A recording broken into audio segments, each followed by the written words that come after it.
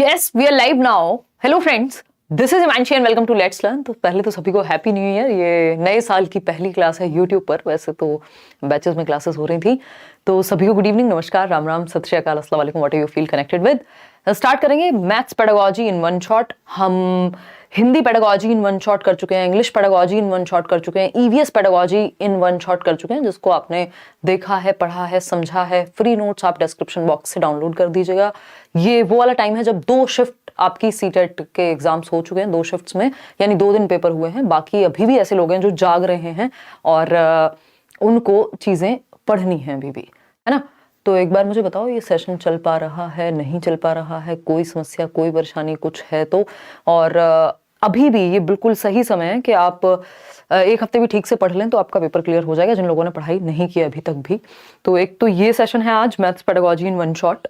इसके अलावा आपको अजर्शन और रीजनिंग वाले क्वेश्चंस में बहुत समस्या होती है। सीडीपी के मैं 4 मैराथन्स लिए हैं, क्योंकि कॉन्सेप्ट्स अगर आपके बेटर हो गए तो बाकी सब्जेक्ट्स की पेडागोजी अपने आप बेटर हो जाएगी।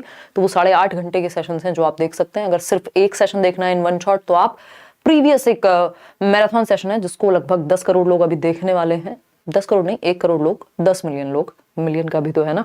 तो वो अपने आप में ही, आज तक पेडागोजी की कोई सिंगल वीडियो भी नहीं है जिसपे 5 मिलियन भी व्यूज हो, और वो अपने आप में 1 करोड़ के आसपास पहुंचने वाले। इसका मतलब देश भर के अलग अलग एग्जाम्स में उस सेशन ने, उस वीडियो ने आपको हेल्प की है। तो लाइक शेयर सब्सक्राइब आप जैसे जैसे आएंगे करते जाएंगे। अगर आपको सेशन पसंद आता है, हेल्प करेगा फॉर श्योर।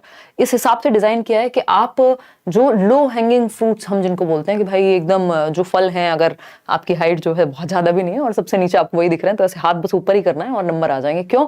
क्योंकि सिलेबस आपका फिक्स्ड है, चीजें एनालिसिस से भी पता चल रही हैं। प्रीवियसली नेचर ऑफ मैथमेटिक्स पे क्वेश्चन आ रहे हैं, वैन हील पर क्वेश्चन आ रहे हैं। तो जो टॉपिक्स बार बार आते हैं और आपको पास कराने में, आपके नंबर बढ़वाने में बहुत ज्यादा मदद कर सकते हैं, क्योंकि इसमें कोई आपका कंपटीशन तो है नहीं किसी से। उसका रीजन यही है कि जो एग्जाम है आपका वो क्वालिफाइंग एग्जाम है। तो स्टार्ट करते हैं। सारे ही सब्जेक्ट्स के नोट्स फ्री हैं आपके सभी सब्जेक्ट्स के, वो आप डाउनलोड कर लीजिएगा डिस्क्रिप्शन बॉक्स में या टेलीग्राम चैनल से, जहां से आप चाहें। अब हम बात करते हैं आज के सेशन पे। मैं खुद को नहीं देख पा रही हूँ यहाँ पे, तो मैं देखना चाह रही हूँ कि सेशन ठीक से चल रहा है या नहीं। फिर हम कंटिन्यू करेंगे नेचर ऑफ मैथमेटिक्स को समझते हुए। रात बहुत हो गई है क्योंकि मैं थोड़ी सी क्लासेस में बिजी थी, फिर बाकी चीज़ों में तो, लेकिन काम का सेशन है। आप पेपर से एक दिन पहले भी देख जाएंगे तो आपको मदद मिलेगी। चलिए स्टार्ट करें। शेयर कर दीजिए उन लोगों के साथ। ये कल सेशन होना था, but I was not feeling well एक क्लास के बाद, तो मैं ये वाली क्लास नहीं ले पाई। चलिए स्टार्ट करते हैं। ऑब्जेक्टिव्स क्या है मैथमेटिक्स के, इससे भी पहले हम 2-3 शब्द में ये समझेंगे कि नेचर ऑफ मैथमेटिक्स कैसा है। तो नेचर ऑफ मैथमेटिक्स जो है वो अपने आप में ही कुछ हद तक कॉम्प्लेक्स कहा जाता है। नेचर ऑफ मैथमेटिक्स यानी गणित की कैसी प्रकृति है। तो 2-3 पॉइंट्स हैं जो आपके काम के हैं। इस पे क्वेश्चंस पूछे गए हैं, इस बार भी आप एनालिसिस में बता रहे हैं ऑनलाइन एग्जाम के, पिछली बार भी हमेशा आते ही हैं इस पे क्वेश्चन। तो गणित की प्रकृति की जब हम बात कर रहे हैं, मैंने कोशिश की है कि सेशन को बाइलिंगुअल रखा जाए कुछ हद तक। तो नेचर ऑफ मैथमेटिक्स की जब हम बात कर रहे हैं, तो एक तो ये कि ये लॉजिकल होता है, तार्किक होता है। यहाँ पे इंट्यूशन से भी ज्यादा, जो अगर हम कहें कुछ हद तक तो इंट्यूशन को भी हम महत्व देते हैं, अदरवाइज तर्क की वैल्यू है। यानी सिर्फ ऐसा नहीं है कि ये सिर्फ कल्पना से चल जाएगा, या आप लिटरेचर पढ़ते हैं या पोएम्स पढ़ते हैं तो आप एंजॉय करते हैं उस चीज को, एंजॉय आप इसको भी करेंगे, बट इस सब्जेक्ट का जो नेचर है, यानी मैथमेटिक्स का जो नेचर है, वो तार्किक है, यानी तर्कपूर्ण है, लॉजिकल है। आपको पता है मैथ्स में 2+2 4 होते हैं, जबकि जब हम पेडागोजी भी पढ़ रहे होते हैं वहां पे 2+2 हमेशा 4 नहीं होते, वहां बहुत सारे पर्सपेक्टिव्स होते हैं, जबकि यहाँ एक डेफिनेट आंसर आपको मिल जाता है। तो हम कहेंगे कि लॉजिकल है, लॉजिक की जरूरत पड़ती है, तर्क की जरूरत पड़ती है। मैथमेटिक्स के नेचर में ये बात निहित है, ठीक है। एब्स्ट्रैक्ट इन नेचर है, यानी अमूर्तता पाई जाती है। भाई नंबर्स क्या है, अपने आप में अमूर्त ही हैं। फिर आप थियरम्स को प्रूव कर रहे हैं, समझ रहे हैं चीजों को, तो यानी अमूर्तता भी है। जो प्रकृति है मैथ्स की वो अमूर्त भी है। तो हमको कोशिश करनी है कि कॉन्क्रीट चीजों से जोड़ करके, कॉन्क्रीट क्या है, मूर्त, जिसको टच और फील किया जा सके, जैसे ये बॉटल है, तो हम कॉन्क्रीट चीजों का उदाहरण लेके उनका प्रयोग करके टीचिंग लर्निंग मटेरियल में, अपनी शिक्षण सहायक सामग्री में अमूर्त संप्रत्यों को भी सिखा पाए, ठीक है। थर्ड पॉइंट अगर हम कहना चाहें, ऐसे बहुत सारे अन्य पॉइंट भी हैं कि भाई लॉजिकल होता है, एब्स्ट्रैक्ट होता है, ओपन एंडेड क्वेश्चंस आपको पूछने चाहिए जिससे बच्चे की थिंकिंग प्रोसेस बेहतर हो। थिंकिंग प्रोसेस बेहतर होगी तो लॉजिकल प्रोसेस बेहतर होगी, वो इमेजिन भी अच्छे से करेगा, वो बाकी चीजें भी जो है वो आपकी अच्छे से होंगी। एक और चीज है हायरार्किकल इन नेचर है, यानी पदानुक्रमिक है। जो मैथ्स है वो क्या है, पदानुक्रमिक है। पदानुक्रमिक बोले तो एक चीज दूसरी चीज से जुड़ी हुई है। आप हायर लेवल पे तब जाते हैं जब आपको पहले चीजें पता होती हैं, है ना भाई। आप एडिशन नहीं सीखेंगे तो फिर आगे की चीजें कैसे होंगी। आप सब्ट्रैक्शन नहीं सीखेंगे, आप मल्टीप्लिकेशन नहीं सीखेंगे, फिर आप डिवीजन नहीं सीख पाएंगे अगर मल्टीप्लिकेशन नहीं आता है।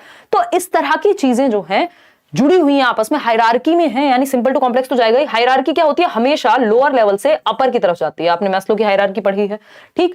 तो लोअर लेवल से अपर पे जाएगी। अगर आप बीच में स्किप करेंगे चीजें तो समस्या होगी समझने में। देखते हैं आप मैथ्स में, भाई आप अगर 2 दिन स्कूल नहीं गए तो मैथ्स का जो छूट गया उसको समझने में बड़ी दिक्कत होती है। हालांकि आजकल यूट्यूब का सहारा लिया जा सकता है, बट हम अपने जमाने की बात करें जब यूट्यूब नहीं होता था उस तरह से, तो क्या होता था कि अगर इंग्लिश का कुछ छूट गया, चलो पढ़ लिया, इसका मतलब ये नहीं बाकी सब्जेक्ट्स खराब हैं या पढ़ के समझ जाएंगे या कुछ करेंगे। मैथ्स में अगर आपका एक कॉन्सेप्ट मिस हुआ तो दिक्कत होगी कि आप नेक्स्ट कॉन्सेप्ट को बिल्डअप कर पाए अच्छे से। सबसे ज्यादा ये समस्या मैथ्स की ही होती है, क्योंकि यहाँ फिर इसलिए प्रैक्टिस की भी बात होती है बहुत ज्यादा।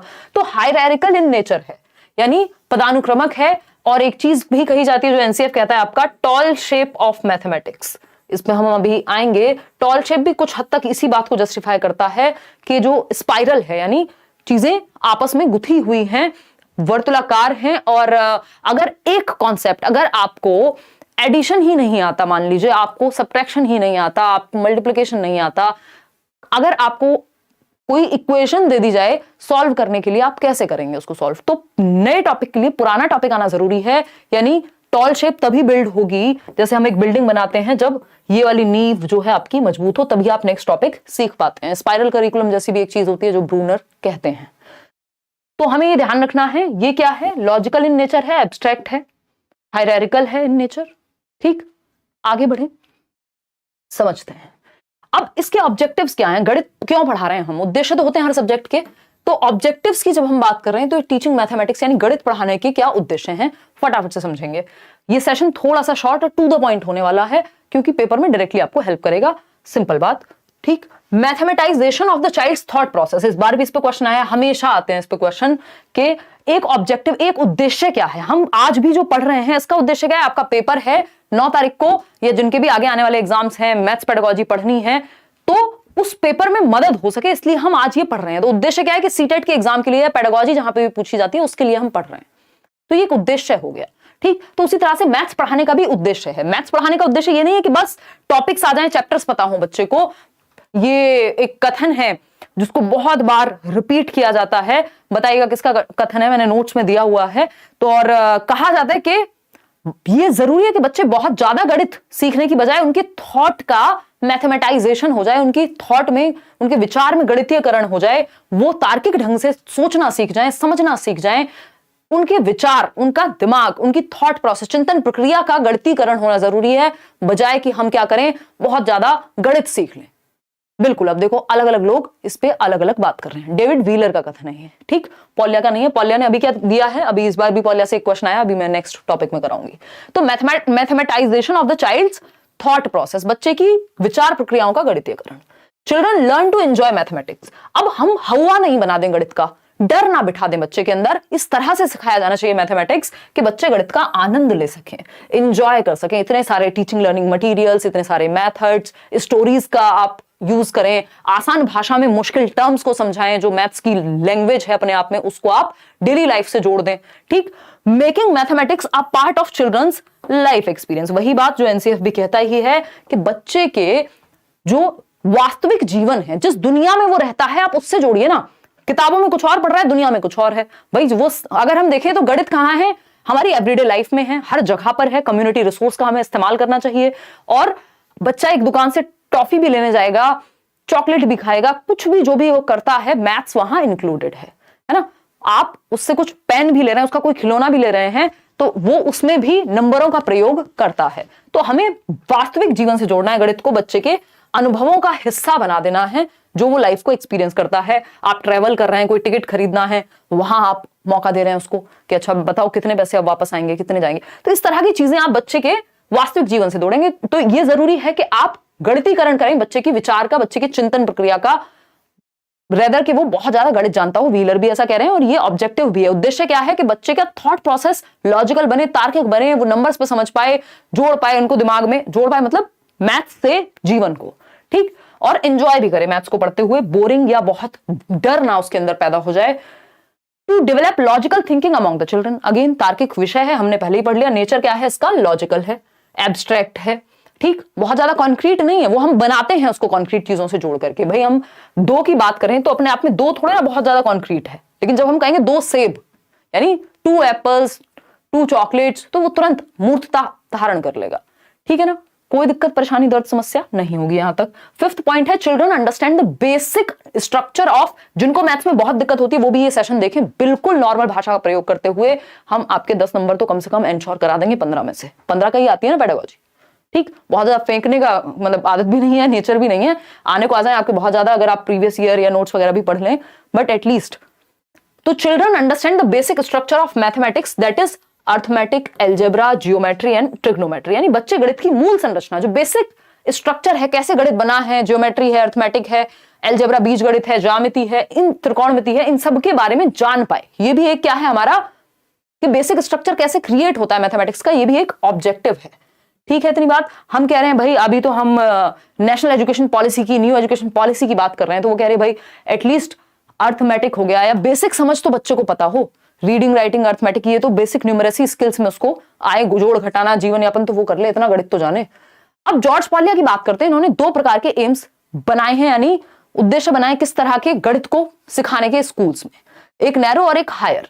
उससे पहले इस बार एक क्वेश्चन आया था जॉर्ज पॉलिया के प्रॉब्लम सॉल्विंग मॉडल से। ये 4 स्टेप्स हैं, अभी हम इनको समझेंगे और फिर एक क्वेश्चन करेंगे किस तरह का क्वेश्चन आया था, ठीक है। तो अगर हम बात कर रहे हैं यहां जॉर्ज पॉलिया की, अकॉर्डिंग टू जॉर्ज पॉलिया क्या कहते हैं, देयर आर 2 एम्स, यानी 2 एम्स हैं, उद्देश्य हैं, गोल्स हैं, टीचिंग मैथमेटिक्स इन स्कूल्स। यानी इन जनरल अगर हम देखें, बहुत ज्यादा भाषा में ना डीप जाते हुए, ये अगर हम समझें कि कितने एम्स हैं, क्या उद्देश्य हैं, क्या ऑब्जेक्टिव्स हैं, दो टाइप के हैं मुख्य रूप से, नैरो एम्स ऑफ मैथमेटिक्स और हायर और broad aims of mathematics. Narrow aims क्या है, बेसिक कैलकुलेशन, जीवन यापन, ये वो। हायर क्या है, थिंकिंग का मैथमेटाइजेशन, रिसर्च करें आप कल को जाके देश के लिए एक रिसोर्स बन पाए। तो संकीर्ण लक्ष्य और हायर या ब्रॉड एम्स, जिनको हम विस्तृत या व्यापक लक्ष्य कहेंगे, इन दोनों को पढ़ेंगे। उससे पहले ये जॉर्ज पॉलिया का प्रॉब्लम सॉल्विंग मेथड पढ़ लेते हैं, जो सिर्फ 4 स्टेप का है, पेपर में एज इट इज आया है। 4 स्टेप्स की अगर हम बात करें, समस्या समाधान का ये एक मॉडल है जिसमें 4 स्टेप्स हैं। ये सिंपल बात है, अंडरस्टैंड द प्रॉब्लम, यानी कभी भी आपके सामने, मान लीजिए बच्चे के सामने आपने समस्या प्रस्तुत की, तो पहले वो समझेगा ना, अंडरस्टैंड द प्रॉब्लम, या अवेयर होना प्रॉब्लम के प्रति, पता होना कि समस्या है क्या, उसको समझना। उससे पहले के पहले रोना नहीं शुरू कर देना। समस्या क्या है, सिलेबस मान लीजिए आप तैयारी कर रहे हैं, तो आप पहले जानेंगे ना सिलेबस क्या है, एक्चुअली समस्या है क्या, कितना स्कोर करना है, कैसे स्कोर करना है, वो सब बाद की बात आएगी। तो अंडरस्टैंड द प्रॉब्लम यानी समस्या को समझना। हिंदी वाले चाहें तो लिख सकते हैं समस्या को समझना, ठीक है बात। फिर अगर हम बात करें मेक अ प्लान, फिर आप एक प्लान बनाते हैं, पहले समस्या समझते हैं, फिर प्लान बनाया जाता है ना, एक प्लान, एक योजना तैयार की जाएगी। फिर आता है कैरी आउट द प्लान, या इसको डिवाइस द प्लान। पहले हो गया आपका मेक अ प्लान में, अब आप apply the plan, carry out कर रहे हैं, उस प्लान को सच में प्रयोग कर रहे हैं, ठीक है ना। आपने देखा होगा अलग अलग मूवीज में प्रॉब्लम सॉल्विंग के लिए, है ना, वो धूम, कौन सी धूम 2, 3 वॉट एवर, है ना, वो ऋतिक रोशन को हीरा चोरी करना था, हम यहाँ पे चोरी करना नहीं सिखा रहे हैं, बट याद दिला रही हूँ आपको। तो वो कैसे एक प्लान बनता है हर एक छोटी चीज में, मैथ्स हो चाहे प्रॉब्लम सॉल्विंग किसी भी तरह की हो, वहां पे पहले आपको प्रॉब्लम को समझना पड़ेगा, फिर आप प्लान बनाएंगे, फिर उसको कैरी आउट करेंगे, यानी अप्लाई करेंगे। 4th है look back at the solution, यानी अब आप रिफ्लेक्ट करते हैं, इवेल्युएट करते हैं, जांचते हैं, वेरीफाई करते हैं, जो प्लान आपने बनाया क्या वो सही से इंप्लीमेंट हो पाया, या फिर काम नहीं कर पाई वो चीज, या उसको और बेहतर किया जा सकता था। तो ये 4 स्टेप्स हैं। मैंने इनका एक शॉर्टकट भी बताया था, आपको याद होगा, मैथ्स पेडागोजी के शायद 2 सेशन मैंने डिस्कस किए थे ना। और तो ये पॉलिया का, जॉर्ज पॉलिया का प्रॉब्लम सॉल्विंग मॉडल है, इस पे हम अब क्वेश्चन करेंगे।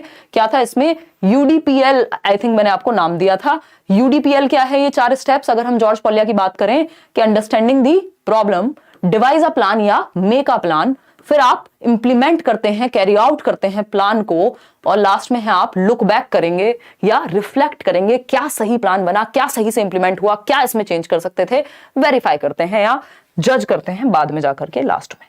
तो ये 4 स्टेप्स हैं, यूडीपीएल से आप याद रख सकते हैं। अब आपके सामने मान लीजिए एक क्वेश्चन आता है, और क्वेश्चन क्या कहता है, ऑनलाइन एग्जाम का ही क्वेश्चन है। ये कहता है which of the following is the correct order according to Polya's problem solving model. Again कुछ भी ऐसा नहीं करेंगे जिससे आपके सर में दर्द बहुत ज्यादा हो जाए और नंबर उससे बहुत ज्यादा आते ना हो, क्योंकि एग्जाम टाइम है, काम की चीजें पढ़ेंगे। तो निम्नलिखित में से कौन सा, और आपका एक धर्म होना चाहिए कि आपके पास जो नोट्स आपको लेट्स लर्न से मिले हैं फ्री, वो सभी तक पहुंचा देना। किसी का मन नहीं भी हो तब भी उसको कहो बेटा पढ़ ले, कोई दिक्कत नहीं, इससे नुकसान नहीं होगा, है ना। कुछ भी तैयारी आपने अभी तक की है, कहीं से भी की है, वो नोट्स आप एक बार पढ़ लीजिए, आपको डायरेक्ट क्वेश्चंस पेपर में देखने को मिलेंगे, मिल रहे हैं लोगों को, जितनी 2 दिन के पेपर हुए हैं 4 शिफ्ट में। चलिएगा, बी कह रहे हैं हम सभी, यानी विच of the following is the correct order. क्या करेक्ट ऑर्डर है? अंडरस्टैंड द प्रॉब्लम, यूडीपीएल आपको याद ही होगा, हाँ, प्रॉब्लम अंडरस्टैंड करना सही है। डिवाइस अ प्लान, हाँ ये भी सही है भाई। लुक बैक, मतलब कैरी आउट करने से पहले लुक बैक करने लग जाएंगे, इतने तो बुद्धू नहीं है हम। Understand the plan, devise a plan या make a plan, carry out the plan और लुक बैक। आप रिफ्लेक्ट या वेरीफाई या इवेल्युएट लास्ट में करते हैं, पहले तो आप देखेंगे ना। तो B option is the right answer. बाकी सभी में स्थिति सही नहीं है। अंडरस्टैंड द प्रॉब्लम इन्होंने बाद में कर दिया भाई, सबसे पहले तो प्रॉब्लम को ही अंडरस्टैंड करेंगे, ठीक है ना। तो B option is the right answer. आगे बढ़ेंगे, नैरो एम्स। अभी हम जॉर्ज पॉलिया की बात कर रहे थे ना, उन्होंने किस तरह से नैरो और ब्रॉड एम्स की बात की है भाई। नैरो और ब्रॉड एम्स की बात की है। संकीर्ण या नैरो एम्स, पहले हम गणित सिखाने के पढ़ाने के पढ़ेंगे कि संकीर्ण या जो छोटे लक्ष्य हैं वो क्या हैं। तो पहला पॉइंट है, these aims emphasize on turning out employable adults, यानी भैया नौकरी पेशा वाले बन जाएं, अपना जीवन यापन कर लें। पहला तो इनका एक ये उद्देश्य है। Who can contribute to social and economic development, इस देश के सामाजिक और आर्थिक विकास में जो सहायता प्रदान कर सके, ऐसे नागरिक हम तैयार कर पाए। तो ये उद्देश्य है, रोजगार योग्य वयस्कों को तैयार करना या तैयार करने पर जोर देता है, और जो सामाजिक और आर्थिक विकास में देश में योगदान दे सके। कि भाई अगर पहले रोटी नहीं है तो रोटी के बारे में सोचोगे ना, बाद में रिसर्च के बारे में सोचोगे। रोटी नहीं है और रिसर्च के बारे में भी सोच रहे हैं तो या तो आप एक्सेप्शन है ना। तो अगर हम बात करें, दीज एम्स किस पे एम्फसाइज करते हैं? सोशल इकोनॉमिक डेवलपमेंट देश का हो और आप एक रोजगार या एम्प्लॉयबल अडल्ट बन जाएं, इतना गणित आपको आता हो कि आप डेली जीवन में उसको या अपने नौकरी पेशे में यूज कर पाए। तो ये एम्प्लॉयबल अडल्ट्स बनाने पे है, सोशल और इकोनॉमिक डेवलपमेंट ठीक से हो जाए। सेकंड पॉइंट है, this is related to numerical operations. अभी हम नैरो एम्स की ही बात कर रहे हैं, संकीर्ण उद्देश्यों की। तो ये न्यूमेरिकल ऑपरेशंस बच्चे को बेसिक आते हो, मेजरमेंट, भाई अपनी ही हाइट मेजर करनी है, पता ही नहीं है सेंटीमीटर में करें, इंच में करें, किस में करें, कैसे करें, बेसिक मैथ्स भी नहीं आता तो दिक्कत होगी। तो न्यूमेरिकल ऑपरेशंस जैसे मेजरमेंट, फ्रैक्शंस, परसेंटेज, इतना आता हो बच्चे को, ये क्या है? संकीर्ण उद्देश्य है कि संख्यात्मक संक्रियाओं अर्थात मापन, भिन्न, प्रतिशत आदि, इन सब संकल्पनाओं से, गणित के इन कॉन्सेप्ट से बच्चा वाकिफ हो। फिर आता है third point, thus the limited aim of mathematics या narrow aim of mathematics is to develop useful abilities, जिनको दैनिक जीवन में यूज किया जा सके, जिनको लाइफ में यूज किया जा सके, देश को थोड़ा आगे बढ़ाया जा सके। इतनी बात क्लियर है या नहीं है? है ना। कल भी हम 9 बजे मिलेंगे, जो असर्शन और रीजनिंग वाले क्वेश्चंस होते हैं, जो मुश्किल लगते हैं, कथन और कारण वाले क्वेश्चंस, वो हम करेंगे। तो ये कुछ बेसिक नैरो एम्स थे। अब आए ब्रॉड एम्स, व्यापक उद्देश्य। व्यापक उद्देश्य क्या कहते हैं? थिंक मैथमेटिकली, यानी गणितीय चिंतन, आप सोच पाए। अब तो आप थियरम भी लिख देंगे खुद से, अपना भी एक आपकी एक किताब आ सकती है। हैव लॉजिकल डिस्कशन, यानी जब आप चर्चा करें तो तार्किक चर्चा होनी चाहिए, सिर्फ गणित में ही नहीं, इन जनरल भी। तो ये गणित से आ रहा है, लेकिन ये जो एबिलिटी है आप में, गणित को सीखने से, समझने से आ रही है। तो आपका थिंकिंग प्रोसेस मैथमेटाइज हो जाए। मैथमेटाइज हो जाए मतलब लॉजिकल हो, एब्स्ट्रैक्ट हो, हायरार्किकल हो, मतलब जिसमें कुछ वजन आए। लॉजिकल डिस्कशन आप रख पाए, ठीक बात है। ये क्या है? ब्रॉड एम है। जैसे अगर हम शिक्षा की भी बात करें तो शिक्षा के भी नैरो एम्स में हम देख लेते हैं कि यार नौकरी लग जाए, ये हो जाए, है ना। हालांकि हम में से बहुत सारे लोग सिर्फ उस तक सीमित भी रह जाते हैं, जबकि ब्रॉड एम्स क्या है भाई? हमारे अंदर की जो यूनिकनेस है, जो हमारा होलिस्टिक डेवलपमेंट है, वो बाहर निकल के आए, जिस चीज के लिए हम बने हैं वहां तक पहुंच पाए। फाइंड लॉजिकल कंक्लूजन्स, यानी निष्कर्ष जो है, जो बिलीफ्स है, हमारे विश्वास हैं, हमने सुना है ऐसा होता है, ये होता है, वो होता है, उसके लिए हम तार्किक मनन कर पाए, तार्किक मतों तक पहुंच पाए। सिर्फ मान ना ले कि बिल्ली रास्ता काट गई तो हाँ ऐसा ही होगा। तो जो हमारे बिलीफ्स हैं, जो हम मानते आ रहे हैं, जो हमारे विश्वास है, उनका लॉजिकल कंक्लूजन निकाल पाए। इसके लिए गणित में आप देखते हैं थियरम प्रूव कर रहे हैं, ये कर रहे हैं, वो कर रहे हैं, तो पहुंच रहे हैं आप। आपने देखा होगा मैथ्स में आंसर को वेरीफाई करने के भी 2-3 तरीके होते हैं, आप खुद ही जांच सकते हैं कि आंसर सही आया है कि गलत। तो आप कंक्लूजन तक पहुंच पा रहे हैं, जस्ट विश्वास पे नहीं है। अंडरस्टैंड एब्स्ट्रैक्टनेस, यानी अमूर्तता को समझना। यही हम बात कर रहे थे ना, नेचर कैसा है? अमूर्त है। नंबर्स की दुनिया में आप समझ पा रहे हैं चीजों को, एब्स्ट्रैक्टली आप समझ पा रहे हैं। Find solution to a problem, यानी एक समस्या का समाधान आप खोज पा रहे हैं। ये बहुत बड़ी बात है कि आपका जो ब्रेन होगा वो प्रॉब्लम सॉल्विंग पे बेस्ड होगा। बहुत ज्यादा आप, जिनकी लॉजिकल एबिलिटी ज्यादा होती है, बहुत ज्यादा फंसते नहीं है चीजों में, ठीक है ना। तो find solution to a problem, एक समस्या का समाधान कैसे ढूंढेंगे, लॉजिक के थ्रू। प्रॉब्लम सॉल्विंग बेटर हो गई आपकी। अब एनसीएफ की अगर माने तो प्राइमरी लेवल पे मुख्यतः, वैसे ये सभी लेवल्स पे काम आते हैं। मैंने और भी कई सारे एम्स हैं इसमें जो एनसीएफ के अकॉर्डिंग है, जो आपके नोट्स में मैंने डलवाए हुए हैं। हिंदी इंग्लिश दोनों में ही नोट्स आपको मिल चुके हैं, मैथ्स पेडागोजी के भी, है ना, और फ्री नोट्स हैं वो अगेन। अगर हम बात करें एनसीएफ 2005 की, तो पहला उद्देश्य क्या है, ensuring numeracy in all children. Ensuring numeracy in all children is an important aspect of universalization of elementary education, UEE. जो पुरानी पॉलिसीज हमारी कहती हैं कि यार एलिमेंट्री एजुकेशन जो है यूनिवर्सल हो, हर बच्चे को हम एक लेवल की शिक्षा तो दे पाएं। तो संख्यात्मकता सुनिश्चित करना, बेसिक मैथमेटिक्स की कैलकुलेशन, जोड़ना घटाना भाग गुणा, जो बेसिक कॉन्सेप्ट हैं, नंबर स्किल्स है, अर्थमेटिक है, जोड़ना, ये सारी जो चीजें हैं जो डेली लाइफ में यूज होती हैं चीजें, तो उतनी बेसिक न्यूमरेसी बच्चे को पता हो। आगे बढ़ेंगे। At this level progression should be from concrete to abstract. बच्चा कितने साल का होता है प्राइमरी लेवल पे, 6 से 11 वर्ष का। और अगर elementary 6th to 8th class की बात करें, भाई ये 6 से 11 का होता है, कक्षा 1 से 5 तक, ठीक है ना। 6 साल का बच्चा जाता है फर्स्ट क्लास में, ये बात हम बहुत पहले से जानते हैं, कुछ इसमें नया नहीं है, ठीक। अगर हम बात कर रहे हैं 11 से फिर हम 14 साल तक की, तो वो 6th to 8th क्लास है। और आपका 6 से 14 तक ही हम फ्री एंड कंपलसरी एजुकेशन की बात करते हैं आरटीई में। एट दिस लेवल प्रोग्रेशन कैसे पढ़ाना चाहिए हमें, कॉन्क्रीट टू एब्स्ट्रैक्ट। क्योंकि बच्चे की ये कौन सी उम्र है, प्याजे को याद कीजिए, 7 से 11 वर्ष में, ये वो उम्र है जब लॉजिकल एबिलिटी उसके अंदर आती है, कॉन्क्रीट ऑपरेशनल स्टेज है, यानी वो मूर्त चीजों के बारे में। इस पेन के बारे में सिर्फ मैं वर्बली ना समझा दूं, दिखा दूं तो और मजा आ जाएगा बच्चे को। यानी मूर्त चीजें, अगर उसको आपको ट्रायंगल आप सच में दिखा देंगे एक 3D ऑब्जेक्ट में, या एक पिक्चर दिखा देंगे और फिर उसकी प्रॉपर्टीज के बारे में बात करेंगे, तो बच्चा ज्यादा अच्छे से समझ पाएगा। यानी मूर्त से अमूर्त की ओर जाएंगे।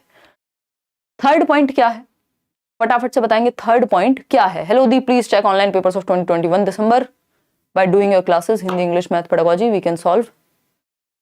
अच्छा, और थोड़ी सी मेहनत करोगे अगर साहिल, तो आप देख पाएंगे। मैंने प्रीवियस कराया तो वो है, कर तो रहे हैं, और कर लेंगे, डोंट वरी। समझ नहीं पा रही हूँ आपकी बात, कैसे कहना चाह रहे हो, मतलब 15 में से 7 8 कैसे सॉल्व कर पा रहे हो, थोड़ा सा और बताओ समस्या।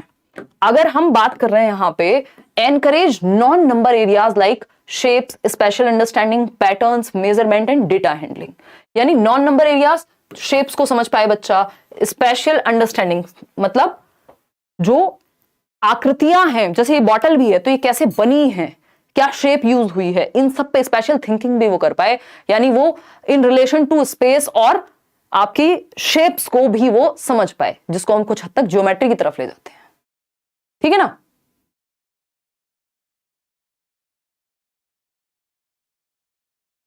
बहुत बढ़िया। अच्छा, निशु क्या कह रहे हैं मैम, मैंने आपके ब्लॉग में मम्मी को देखा, वो मेरी मैम है, मतलब मेरी मम्मी को, अच्छा आपकी मम्मी को देखा, हाँ मतलब ओके। मेरे को बहुत खुशी हुई स्कूल छोड़ने के बाद, इतने टाइम बाद अपनी मैम को देख के। अच्छा 9th क्लास में, ओके बहुत बढ़िया। आप देखो मम्मी के भी स्टूडेंट्स हमें मिल रहे हैं, कमाल ही हो गया। चलिए धन्यवाद आपका। देखिए इधर तो एनकरेज नॉन नंबर जो शेप्स हैं, स्पेशल अंडरस्टैंडिंग है, पैटर्न को बच्चा समझ पाए। अभी पैटर्न्स पे हम पढ़ेंगे, टेसिलेशन, मेजरमेंट, डेटा हैंडलिंग, इन सब को भी वो बेसिकली प्राइमरी लेवल पे समझ पाए। अच्छा यहां से एक चीज जरूर निकल के आती है कि आपको पता होना चाहिए, पेपर में आपको दे देगा, शेप्स आप पढ़ते हैं प्राइमरी लेवल पे, स्पेशल अंडरस्टैंडिंग आपकी बेटर कराई जाएगी, पैटर्न्स आप पढ़ते हैं, मेजरमेंट, डेटा हैंडलिंग ये सब पढ़ते हैं। क्या नहीं पढ़ते, रेशो एक चैप्टर है जो आप नहीं पढ़ते। इस तरह से आपको थोड़ा सा ध्यान रखना है कि कौन से वो चैप्टर्स हैं जिनको हम प्राइमरी लेवल पे नहीं पढ़ते। अब कॉन्सेप्ट मैपिंग पे एक क्वेश्चन आ जाता है जनरली। कॉन्सेप्ट मैपिंग क्या कहता है, ये कहता है it is a schematic drawing which shows relationship between the concept. यानी यह एक योजनाबद्ध रेखा चित्र है जो अवधारणाओं के बीच के संबंध को दर्शाता है। ये सिर्फ मैथ्स में ही नहीं, अदर सब्जेक्ट्स में भी हेल्प करेगा कॉन्सेप्ट मैप। यानी संप्रत्य मानचित्रण, यानी एक कॉन्सेप्ट पढ़ा आपने, मान लीजिए प्याजे को पढ़ा, और उसका आप एक हायरार्किकल एक फ्लो चार्ट बना पा रहे हैं, इस तरह की चीजें बना पा रहे हैं जिससे आप आसानी से याद रख पाए उसको। तो ये स्कीमेटिक ड्राइंग है जिससे आपके स्कीमा में, आपके ब्रेन में चीजें फिट हो सके, और जिसमें एक कॉन्सेप्ट का रिलेशन दूसरे कॉन्सेप्ट से शो किया जाता है। It is a hierarchical structure, पदानुक्रमित संरचना होती है। हायरार्किकल मतलब फ्लो चार्ट बना हुआ है या जो चीजें आपस में जुड़ी हुई हैं, एक टेबल बनी हुई है, ठीक है ना। और साहिल एक काम कर लो इसमें ना कि प्रीवियस ईयर तो साथ में करना ही है, डायरेक्टली कुछ चीजें मिलेंगी आपको पेपर में, कुछ चीजें इनडायरेक्टली भी मिलेंगी, तो उस कॉन्सेप्ट को समझने के लिए प्रीवियस ईयर तो थोड़ा करना ही पड़ेगा, ठीक है ना। और मैंने कराया भी हुआ है, अगर आप सेशन देख लेंगे, 2-3 सेशन देख के भी चले जाएंगे तो भी हेल्प हो जाएगी आपकी उस सब्जेक्ट में।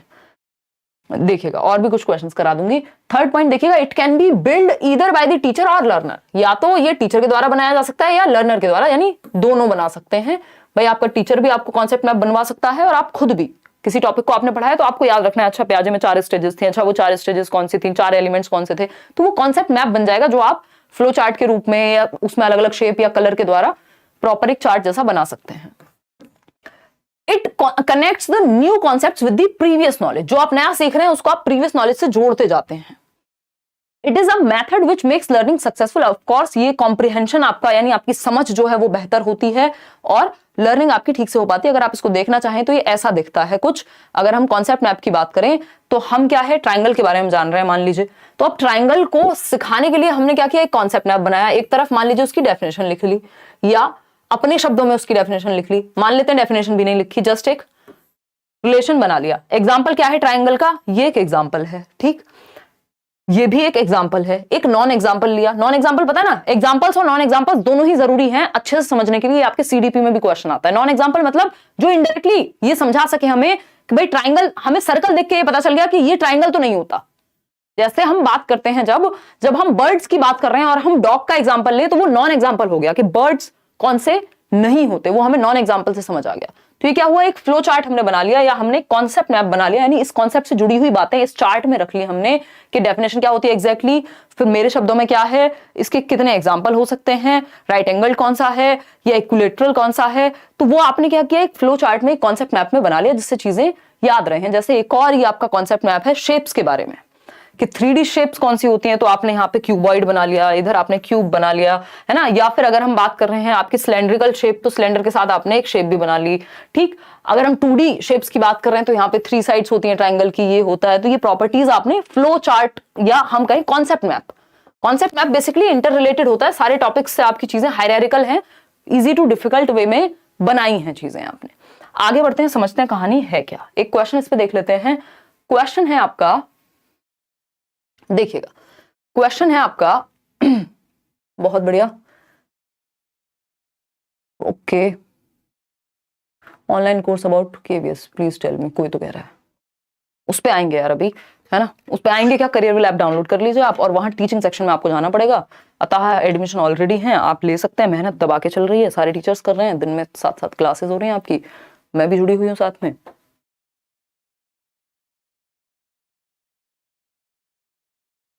अगर सिर्फ पेडागोजी पढ़नी है तो पेडागोजी स्पेशल बैच ले सकते हैं आप,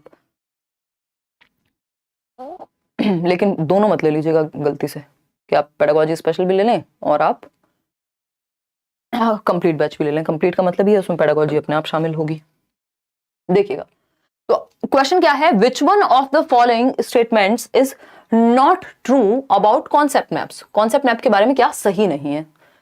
concept maps represent a collection of interconnected concepts, बिल्कुल सही बात है भाई। अगर ट्राइंगल के बारे में पढ़ रहे हैं तो उसमें कितने टाइप्स के ट्राइंगल होते हैं, अच्छा इक्विलेटरल कौन सा होता है, अच्छा राइट एंगल कौन सा है, तो वो इमेज हमने अभी बनी हुई देखी, तो बिल्कुल आपस में जुड़ी हुई प्रॉपर्टीज को हम यहाँ लिखते हैं, सही बात है। प्रॉपर्टी वो बंगले वाली नहीं, मतलब कैरेक्टरिस्टिक्स जो है। Concept maps should be constructed by teachers only, ये गड़बड़ है, क्योंकि बच्चे भी कंस्ट्रक्ट कर सकते हैं और टीचर खुद भी। भाई आपको नोट्स मिले हैं उसमें कॉन्सेप्ट मैप्स हैं, चीजें जुड़ी हुई हैं, कहीं कहीं आपको डायग्राम मिल जाएंगे, ठीक। Concept maps are hierarchical in nature, हाँ हायरार्किकल होते हैं, लिंक करते हैं प्रीवियस नॉलेज से नई नॉलेज को, बिल्कुल सही बात है।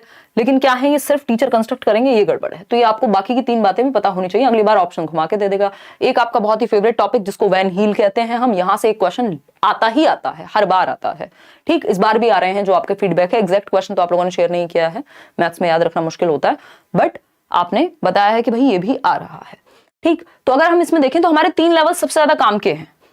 इन्होंने बेसिकली ज्योमेट्रिकल थिंकिंग के लिए हम किस तरह से लेवल्स इन्होंने डिवाइड कर दिए, तो जीरो जिसको हम लेवल कहते हैं, या मतलब फर्स्ट हम अपने दिमाग में रख सकते हैं, बट ये जीरो लेवल है। विजुअलाइजेशन, फिर एनालिसिस, इनफॉर्मल डिडक्शन जिसे एब्स्ट्रैक्शन भी कहते हैं, अमूर्तता, फिर डिडक्शन और राइगर। इस पे क्वेश्चंस जनरली तो देखने को नहीं मिलते हैं, हद से हद डिडक्शन, नहीं तो ये शुरू के जो 3 हैं आपके, ये ज्यादा महत्वपूर्ण है। आपके प्राइमरी लेवल पे तो क्वेश्चंस यहीं सिमट जाते हैं। ठीक है ना, इतनी बात समझे। अब क्या कहानी है, एक एक करके समझते हैं। ये हमने देखा, ये पीडीएफ भी आपको मिल जाएगी, डोंट वरी। अगर हम बात कर रहे हैं यहां पे, अगर हम बात कर रहे हैं शेप्स की, विजुअलाइजेशन सबसे पहले यही होता है कि आप विजुअलाइज कर पाते हैं देख करके। आपने सर्कल देखा, आपने ओवल देखा, आपके लिए सर्कल भी सेम है, आपके लिए ओवल भी सेम है ना। बस शेप का आपको अंतर पता होता है कि अच्छा ये डिफरेंट शेप है, ये डिफरेंट शेप है, बट बहुत ज्यादा आपको प्रॉपर्टी नहीं पता। बच्चे की बात हो रही है सबसे पहले विजुअलाइजेशन, यानी वो विजुअलाइज करता है देखने के बेसिस पे, जो चीजें उसको दिख रही होती हैं उस हिसाब से, उसको प्रॉपर्टीज का नहीं पता होता कि भाई जो आपका जिसको हम स्क्वायर कह रहे हैं यानी वर्ग कह रहे हैं, उसकी चारों जो है साइड्स वो इक्वल होती है, इतना उसे नहीं पता। बस वो एक शेप के आधार पे उसको पता है ये पेन अलग शेप का है, ये बॉटल अलग शेप की है, बस उसको इतना समझ में आता है, विजुअलाइज करके, नजर मार के, देख करके उसको इतना समझ में आता है। ये सिलेंड्रिकल है, ये नहीं है, क्या है उसको नहीं पता। ठीक, फिर है एनालिसिस। अब एनालिसिस के लेवल पे अब वो क्लासेस में यानी विभाजित करना शुरू कर देता है कि जिसकी कैरेक्टरिस्टिक्स अलग हैं। भाई अगर सर्कल है तो ये एक तरह की चीजें एक साथ आएंगी, ये एक साथ आएंगे, ये सिमिलैरिटी है इनमें, तो वो क्लासेस में विभाजित यहां करना शुरू कर देगा कि भैया ये सर्कल है, ये है, ये वो है, बेसिक उसको पता होगा। ठीक, वो क्लासेस में यानी कैटेगराइज कर सकता है। फिर आता है इनफॉर्मल डिडक्शन, यानी उसको थोड़ी प्रॉपर्टीज का आइडिया हो जाता है। अगर जब हम बात करें कि वो इनफॉर्मल डिडक्शन प्रॉपर्टीज का आइडिया हो जाएगा तो वो एनालाइज तो कर पाएगा। एनालिसिस का मतलब ये है कि शेप के आधार पे एनालाइज कर पाए वो। ठीक, इनफॉर्मल डिडक्शन में होता है कि अब इन शेप्स में रिलेशन क्या है, किसकी 4 साइड इक्वल होती हैं, किसकी 2 साइड इक्वल होती हैं, किसकी कोई भी नहीं साइड इक्वल होती। ये हो गया इनफॉर्मल डिडक्शन, यानी एब्स्ट्रैक्टनेस कहते हैं इसको। इस तरह से भी आप देख सकते हैं। ये हिंदी वाले नोट्स मिले हुए हैं, बट ये मैंने इंग्लिश में प्रेफर किया है। ज्यादातर जो लर्नर्स हैं वो अपने इंग्लिश मीडियम वाले ही हैं, यही डिस्क्रिप्शन बॉक्स में मिल जाएंगे। और फिर भी कोशिश रहती है कि चीजें बाइलिंगुअल लेके चले जाए। हिंदी वाले फिर भी अंग्रेजी थोड़ी समझ लेते हैं, अंग्रेजी वालों के सर में दर्द हो जाता है बहुत ज्यादा हिंदी देख के। देखिएगा विजुअल की अगर हम बात करें, जिसको विजुअलाइजेशन जीरो लेवल कह रहे हैं, ये कहीं पे आपको लेवल 1 मिल जाएगा, कहीं पे 0।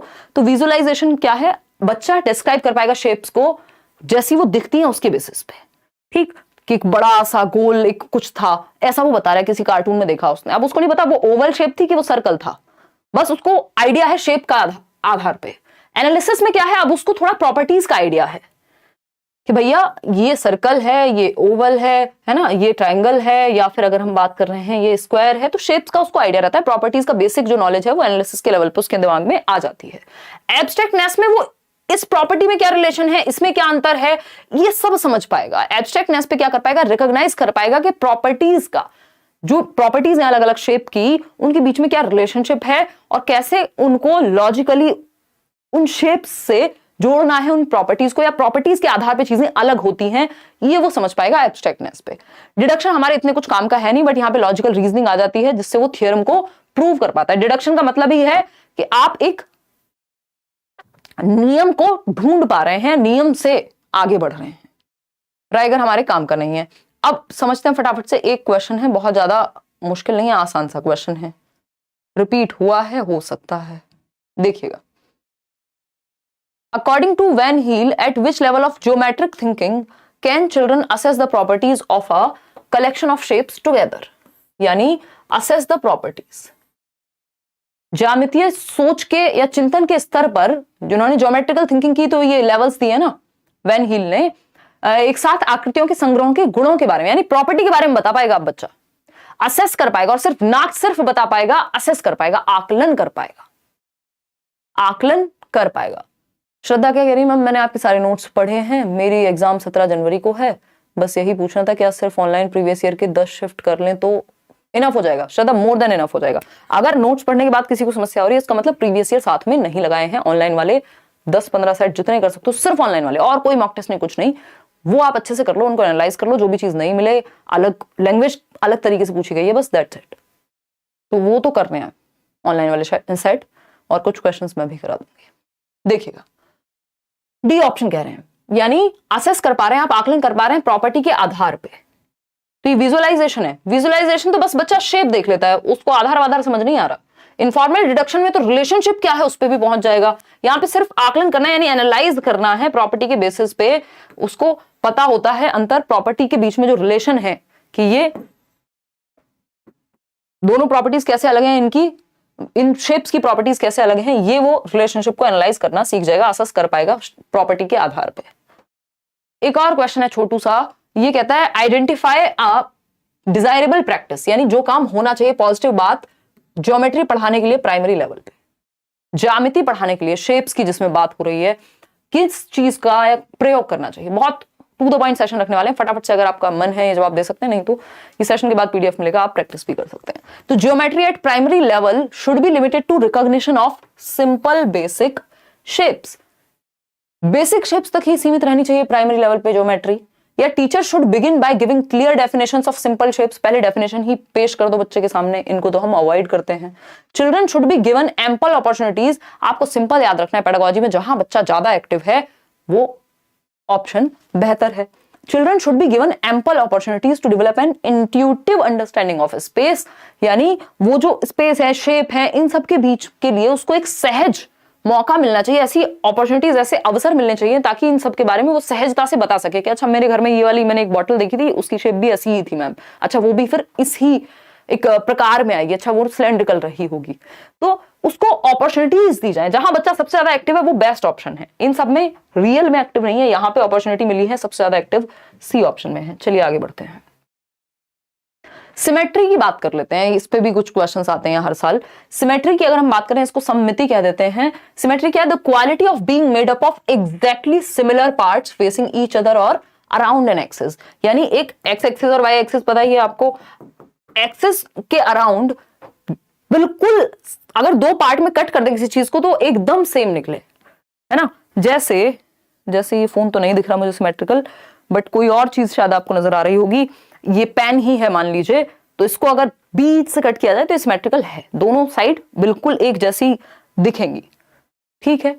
तो अगर हम बात करें एक अक्ष के चारों ओर बिल्कुल समान भागों से बने होने का गुण, the quality of being made up of exactly similar parts, अगर दो पार्ट में डिवाइड करना पड़े तो एकदम, जैसे मान लेते हैं ये सर्कल ही है, मतलब मैंने तो बहुत गंदा बनाया है, सिमेट्रिकल नहीं बन पाया, बट कोई एक बीच से अगर कट करें तो दोनों एक्सिस पे हम देखें, सामने से भी अगर हम देखें, बंद भी कर दें अगर इसको, पेपर आपने बचपन में बहुत क्या होगा, फोल्ड कर करके उसको बिल्कुल बीचों बीच से हम फाड़ते थे, और या फिर उसका कुछ बना रहे हैं मान लीजिए, तो उसमें सिमेट्री का प्रयोग होता है। ठीक, आगे बढ़ते हैं। जैसे लाइंस ऑफ सिमेट्री अगर आप एक्सिस के अराउंड देखें तो रेक्टेंगल में आपको एक्स एक्सिस के अराउंड और वाई एक्सिस के अराउंड लाइन ऑफ सिमेट्री दिख रही है। आप स्क्वायर में भी देख पा रहे हैं कितनी लाइंस ऑफ सिमेट्री हैं, 4 लाइंस। रेक्टेंगुलर में कितनी है, 2 लाइंस ऑफ सिमेट्री। रोम्बस में 2 दिख रही हैं हमें।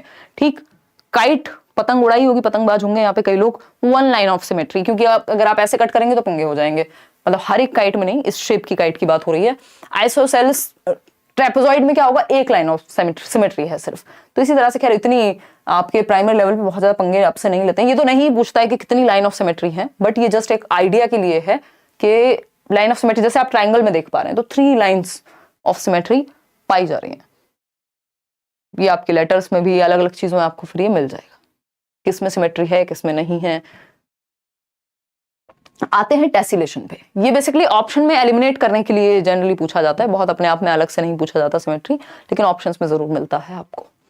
देखिएगा, अगर हम बात कर रहे हैं यहाँ टेसिलेशन यानी चौपड़ की, क्या कह रहा है भाई टेसिलेशन? टेसिलेशन क्या कह रहा है ये पूछा है हमसे। अभी आएंगे कौन क्या कह रहा है, आएंगे।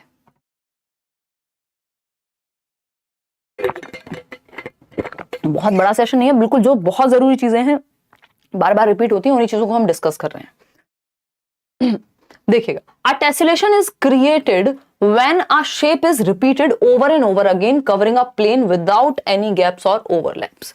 यानी जब एक शेप बार बार रिपीट हो रही हो, जब एक शेप बार बार रिपीट हो रही हो, जैसे इसमें भी आप देख पा रहे होंगे, स्वेटर में भी क्या है, टेसिलेशन है, एक पैटर्न रिपीट हो रहा है कहीं ना कहीं। तो वो जो पैटर्न रिपीट हो रहा है दैट मींस टेसिलेशन, उसी को कह रहे हैं हम। तो एक टेसिलेशन इज क्रिएटेड, कब क्रिएट होता है ये, जब एक शेप बार बार रिपीट होती है over and over again covering a plane, पूरे एक प्लेन को कवर करने में, विदाउट एनी गैप्स और ओवरलैप्स। यानी एक दूसरे के ऊपर चढ़े हुए नहीं है, ये ओवरलैप नहीं कर रहे, बस इस प्लेन को क्या किया हुआ है, कवर किया हुआ है, सेम शेप्स रिपीट हो रही हैं। आपने अपने घर की टाइल्स में देखा होगा, किसी होटल में देखा होगा, स्कूल में देखा होगा, तो सेम पैटर्न बार बार रिपीट होता है, उस स्पेस को कवर करता है। उसी को हम टेसिलेशन कहते हैं। हिंदी में भी आप इसको ऐसे ही याद रख सकते हैं, टेसिलेशन। चौपड़ भी बोल देते हैं इसको, कई लोग चौपाई बोल देंगे। तो ये टेसिलेशन के ही उदाहरण है, इस तरह जो पैटर्न्स बार बार रिपीट होते हैं। ये इस तरह की एक मैट तो हमने टीचिंग ट्रेनिंग में बनाई भी थी, बड़ा उसमें पैटर्न रिपीट करके, बड़ी मेहनत का काम था, है ना। तो ये क्या टेसिलेशन का उदाहरण है। उसमें देखिए आप, ये जो एरो वाली शेप है वो बार बार रिपीट हो रही है, वो रेड कलर आप देख रहे हैं, येलो कलर देख रहे हैं, उसी का रेपिटेशन है। तो अगर हम बात करें क्वेश्चन की, तो इस तरह का एक क्वेश्चन तो इस बार भी आ रहा है, ऑनलाइन में भी और ऑफलाइन में भी आता था। Which of the following topics are not part of primary school mathematics curriculum as per NCF 2005। वो किसी किसी बैच में अगर मुश्किल क्वेश्चंस आए, उसको लेके बहुत ज्यादा बैच बोल रही हूँ शिफ्ट में, तो उसको देख लेना है अगर कुछ नया मिला है तो, जैसे ऑनलाइन की ही बात करें। अदरवाइज जो कॉमन टॉपिक्स हैं वो स्टिल सेम ही है।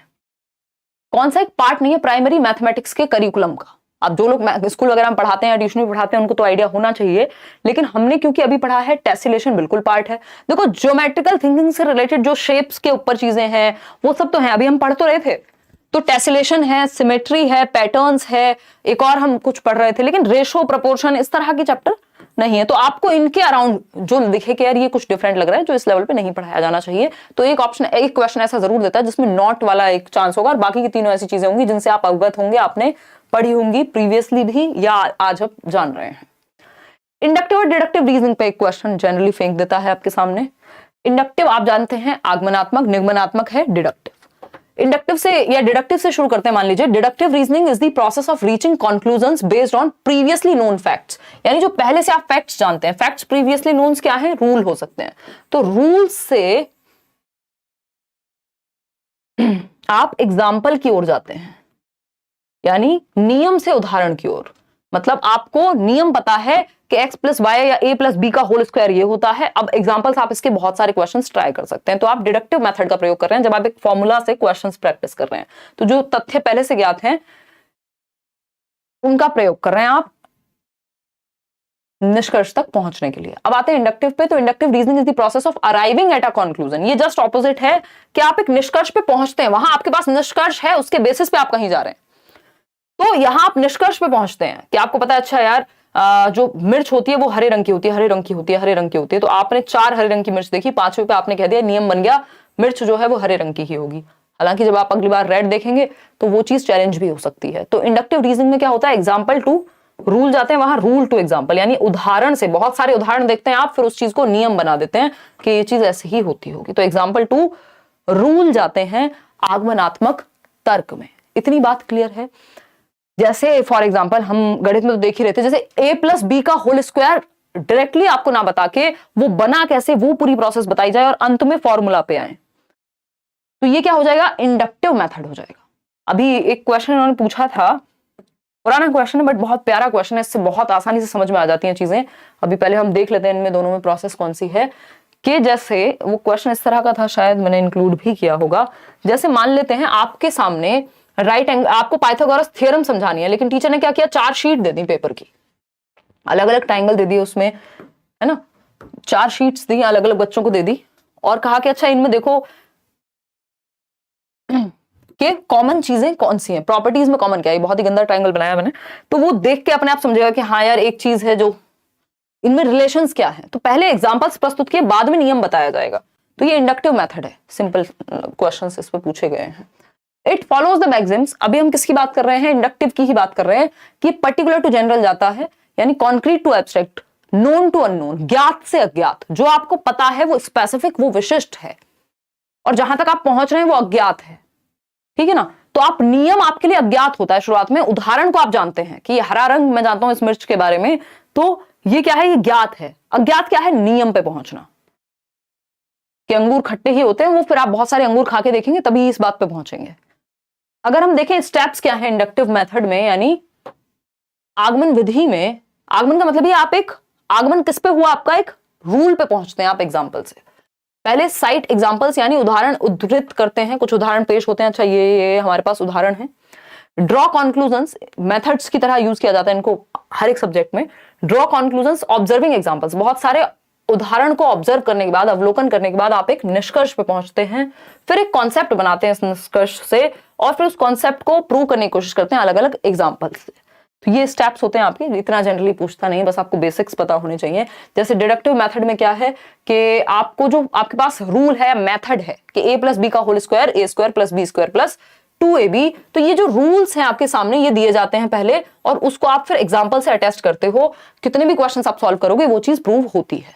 ठीक, मैक्सिम क्या है? जनरल टू पर्टिकुलर, यानी सामान्य से विशिष्ट की ओर, सामान्य से विशिष्ट की ओर जाते हैं किसमें? डिडक्टिव मेथड में। इतना जरूर ध्यान रखेंगे। स्टेप्स इसमें क्या है? पहले नॉलेज ऑफ कॉन्सेप्ट, यानी पहले एक रूल बताया जाता है, फिर डिफरेंट एग्जांपल्स प्रस्तुत किए जाते हैं उस चीज के। पहले डेफिनेशन बता दी मान लीजिए नाउन की, और बाद में आपको एग्जांपल्स प्रस्तुत किए गए। ट्रूथ को जो है आप बाद में टेस्ट करते हैं कि वो नियम कहीं उल्टा ना पड़ जाए जो आपके पास है, कोई उसका एक्सेप्शन तो नहीं है। अटेस्टेशन करते हैं, जो आपके पास अदर एग्जांपल्स हैं उस चीज को प्रूव करते हैं। जो आपका रूल है उससे रिलेटेड 1700 एग्जाम्पल फिर आप ढूंढ के लाते हैं, तभी वो रूल बन पाता है। अब एक वही आसान सा क्वेश्चन है जिसपे हम अभी चर्चा कर रहे थे, फटाफट से देख के बताइएगा। छोटी छोटी बातें हैं, ज्यादा देर का सेशन नहीं, मुश्किल से आधा घंटे में हम इसको पाइल अप कर देंगे, वाइंड अप कर देंगे basically. To teach the Pythagoras theorem a teacher has distributed a sheet on which, एक शीट डिस्ट्रीब्यूट की जिसमें 4 ट्राइंगल्स बने हुए हैं। अब प्रॉपर्टीज ऑब्जर्व करनी है बच्चों को। 4 राइट एंगल ट्राइंगल, अच्छा सारे ही राइट एंगल्ड हैं, ठीक, सारे ही 4 राइट एंगल ट्राइंगल्स बने हुए हैं एक शीट पे। बच्चों को डिस्ट्रीब्यूट कर दी टीचर ने, हम 3 ही दे देते हैं चलो, ठीक। और ये शीट डिस्ट्रीब्यूट कर दी and ask the child to find the relationship between the sides of a triangle. तो उनको पता लगेगा कि यार ये वाली साइड बड़ी है बाकी दोनों से, या वो जिस भी बेसिस पे वो रिलेशनशिप, संबंध खोजने का प्रयास करेंगे बच्चे। तो आपके सामने जब क्वेश्चन आता है, ये इंडक्टिव मेथड है, डिडक्टिव है, लेक्चर मेथड है, लेबोरेटरी। लेक्चर में तो आप लेक्चर देते हैं, लेबोरेटरी में तो आप कुछ एक्सपेरिमेंट कराएंगे। लेबोरेटरी की तो यहाँ जरूरत नहीं लग रही। तो आपके सामने बहुत सारे उदाहरण दिए गए उन शीट्स के थ्रू, ताकि बच्चा एक रूल तक पहुंच पाए। अभी वो ऑब्जर्व करेगा, और ऑब्जर्व करने से एग्जाम्पल साइट हुआ है, फिर रूल तक पहुंचेंगे। तो ये आगमन विधि है। अगर पहले रूल बता दिया होता और बाद में शीट्स दी होती तो ये डिडक्टिव हो जाता, ठीक। तो ये इंडक्टिव मेथड है। A option is the right answer over here. आगे बढ़ेंगे, अब टीचिंग लर्निंग मटेरियल्स की बात कर लेते हैं। देखिए टीचिंग लर्निंग प्रोसेस की अगर हम बात करें तो टीचिंग क्या है?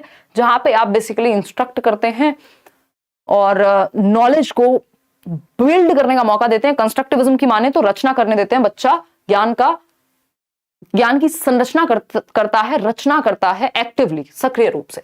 और इसके लिए हम क्या करते हैं? फिर टीचिंग लर्निंग मटेरियल्स का, शिक्षण सहायक सामग्री का प्रयोग करते हैं। चार्ट्स बनाते हैं, फ्लैश कार्ड्स बनाते हैं, 3D मॉडल्स बनाते हैं, आजकल पिक्चर्स दिखा सकते हैं, मूवी दिखा सकते हैं, बहुत सारी चीजें हम शिक्षण सहायक सामग्री के रूप में। इवन एक चीज पूछी जा रही है, इस बार भी पेपर में आ रहा है, पहले से आ रहा है 2018 से, बाला की फुल फॉर्म जो आपके टीचिंग लर्निंग एड से ही संबंधित है, बिल्डिंग एज लर्निंग एड। ये हमें पता ही होना चाहिए, बिल्डिंग एज लर्निंग एड, यानी बिल्डिंग को ही हम एक लर्निंग एड के रूप में प्रयोग कर रहे हैं। ये प्रीवियसली मैंने आपको क्वेश्चंस कराए हैं इस साल, उसमें भी बताया था कि बिल्डिंग, मान लीजिए एक रूम है, क्लासरूम है, उसपे ही दीवार पे कुछ कुछ लिखा हुआ है, अलग अलग ग्रह जो है हमारे सोलर सिस्टम का कुछ एक चार्ट बना हुआ है, दूसरी तरफ कुछ नंबर सिस्टम का कुछ बना हुआ है, कहीं टेबल लिखे हुए हैं स्कूल में अलग अलग दीवारों पे। तो यानी बिल्डिंग ही लर्निंग एड बन गई है, बिल्डिंग ही लर्निंग एड बन गई है।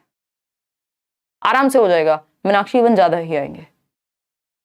तो ये शिक्षण, अब इसमें एक और चीज आ जाती है कि भाई जो बायपोलर प्रोसेस है, वो जॉन एडम्स ने कहा कि भाई टीचिंग क्या है, वो बायपोलर प्रोसेस है, प्रक्रिया है जिसमें 2 पोल्स होते हैं, द्विध्रुवीय, एक तरफ टीचर और एक तरफ स्टूडेंट। तो ये क्या संकीर्ण बात है, ये नैरो बेसिस पे टीचिंग को निर्धारित किया गया है। जबकि अगर हम ब्रॉड वे में देखें टीचिंग क्या है, तो जॉन डुई के अकॉर्डिंग ट्राइपोलर है, टीचर है, स्टूडेंट है, और एनवायरमेंट भी है या करिकुलम भी है। एनवायरमेंट भी है या करिकुलम भी है, ये बात तो मैं आपको, ये सीडीपी में भी पूछा जा चुका है प्रीवियसली। अब कुछ टीचिंग लर्निंग मटेरियल्स हैं जो स्पेसिफिकली मैथ्स के लिए प्रयोग में लाए जाते हैं, जैसे जियो बोर्ड है। जियो वाला जियो नहीं है आपके फोन में चलाने वाला, जियो बोर्ड क्या है? इसमें कीलों को ठोक करके आप देख रहे हैं, ये कुछ कुछ कीलें लगी हुई हैं एक बोर्ड पे, और उससे शेप दर्शाई जा रही है। रबर बैंड वगैरह का प्रयोग करके आप छोटे मोटे थ्रेड वगैरह का भी यूज कर सकते हो। तो ये क्या है, मान लीजिए ट्राइंगल दर्शा रहे हैं, तो इन कीलों से रबर का प्रयोग करके एक जियो बोर्ड पे आप शेप्स पढ़ा रहे हैं बच्चे को, ठीक। तो उससे क्या होगा, बच्चों को आइडिया लगेगा ना कि भाई ये 4 हमने स्क्वायर लिए, मतलब एक स्क्वायर बनाया, चारों साइड्स इक्वल हैं, तो कितने स्क्वायर लिए बराबर शेप के? 4। तो जियो बोर्ड से आप ज्योमेट्रिकल शेप्स को बहुत आसानी से सिखा सकते हैं। It is a square board, ये अपने आप में कैसा होगा, स्क्वायर बोर्ड होगा जिसमें छोटे छोटे स्क्वायर्स हैं जो आप देख ही पा रहे हैं, और इन विच नेल्स आर एम्बेडेड, यानी ये जो कीलें लगी होती हैं, with the use of rubber band, initial geometrical measurement and numerical concepts. कौन से कॉन्सेप्ट सीख रहे हैं हम, ज्योमेट्रिकल कॉन्सेप्ट्स। भाई ये जो शेप्स हैं ज्यामिति की ही तो हैं, ज्योमेट्रिकल कॉन्सेप्ट सीख रहे हैं हम इनिशियली, कि बेसिकली एक ट्राइंगल क्या होता है, या हम कहें एक सर्कल क्या होता है, एक रेक्टेंगल क्या है, एक स्क्वायर क्या है, और क्या सीख रहे हैं, मेजरमेंट। हम मेजर कर सकते हैं ना ये कितने बॉक्सेस में बना है, उस हिसाब से मतलब इनकी लेंथ वगैरह भी हम यहाँ बेसिक मेजरमेंट जान सकते हैं। ठीक, तो मेजरमेंट हम सिखा सकते हैं बच्चे को, इससे मापना। न्यूमेरिकल कॉन्सेप्ट सिखा सकते हैं कुछ हद तक, किससे, जियो बोर्ड से। तो ये 2-3 बातें हैं जो हम जियो बोर्ड का प्रयोग करके सिखा सकते हैं। फिर आता है अबेकस, इससे भी क्वेश्चन आता ही है अबेकस से हर बार। अगर हम अबेकस की देखें तो अबेकस को अबेकस ही कहते हैं हिंदी में, गिनतारा कहते हैं आई थिंक, हाँ। तो अगर हम कहें तो ये क्या है, ये बेसिकली इस तरह की बीड्स लगी हुई होती हैं। आपने अबेकस कहीं ना कहीं देखा होगा, छोटे छोटे, ये वैदिक मैथमेटिक्स का पार्ट हुआ करता था। It is N ancient mathematical instrument, यानी वैदिक गणित का हिस्सा है, बहुत पुराने समय से हम यूज कर रहे हैं। It is a frame generally of would, generally तो ये वुड या प्लास्टिक के भी आते हैं आजकल, छोटे छोटे आपने देखे हो, यानी लकड़ी का या फिर प्लास्टिक का एक पीस है, ये फ्रेम है। That holds rods with freely sliding beads mounted on them. ये बीड्स हैं, ये जो आप देख रहे हैं, ये इधर से उधर जा पाते हैं। ठीक, कोई वीडियो देख लीजिएगा आप अबेकस की, और ये इसमें फ्रीली मूव कर सकते हैं। इन रॉड्स, बीच में रॉड लगी हुई है। फ्रेम किसका है, प्लास्टिक या लकड़ी का, बीच में रॉड लगी हुई है, और ये फ्रीली मूव कर सकते हैं। जो बीड्स है इसमें मोती टाइप की चीजें। ठीक, द कॉन्सेप्ट्स ऑफ एडिशन, यानी हम इससे जोड़ घटाना, आप देखते हैं इसकी सहायता से बच्चा ज्यादा तेजी से कर पाएगा क्योंकि वैदिक टेक्निक हो गई। ठीक, तो एब्स्ट्रैक्शन, घटाना, जोड़ना, एब्स्ट्रैक्शन बोल रही हूँ, addition, subtraction, multiplication, division, fractions, square root, place value etcetera. Fractions generally हम इससे अवॉइड करते हैं। तो स्क्वायर रूट, प्लेस वैल्यू, ये सब हम सिखा सकते हैं। और specially addition, subtraction, multiplication, division, ये जो बॉड मास वाली कहानी है उसके लिए तो ये बेहद हेल्पफुल रहेगा। फिर आता है डाइंस ब्लॉक, ये भी आपने देखा होगा। डाइंस ब्लॉक क्या है, dice block, these are manipulative tools used to teach basic addition, subtraction, counting, place value, multiplication, place value के लिए तो ये बहुत महत्वपूर्ण है। इस पे क्वेश्चन बहुत पूछा जाता है place value के लिए, तो आपका डाइंस ब्लॉक जो है बहुत महत्वपूर्ण है। और डेसिमल नंबर्स की अगर हमें मल्टीप्लिकेशन सिखानी हो तो ग्रिड का प्रयोग हम बहुत करते हैं इसमें से। These are 4 types of, इसमें 4 टाइप की चीजें यूज हो रही हैं। यूनिट्स किसको शो करते हैं, आपने वो देखा होगा, इकाई, दहाई, सैकड़ा, जो प्लेस वैल्यू है ना, हम सिखा सकते हैं ना इससे। तो ये जो यूनिट है एक, ये वंस को प्रदर्शित करती है, यानी इकाई को प्रदर्शित करती है। ठीक, फिर आता है आपका रॉड। रॉड जो है आप देख रहे हैं इसमें यूनिट्स लगी हुई है, ये वाली जो एक सिंगल यूनिट थी। तो ये रॉड अपने आप में टेंस को, यानी दहाई जिसको हम कहते हैं ना, दहाई को प्रदर्शित करती है। ये पूछ लिया जाता है डायरेक्ट क्वेश्चन।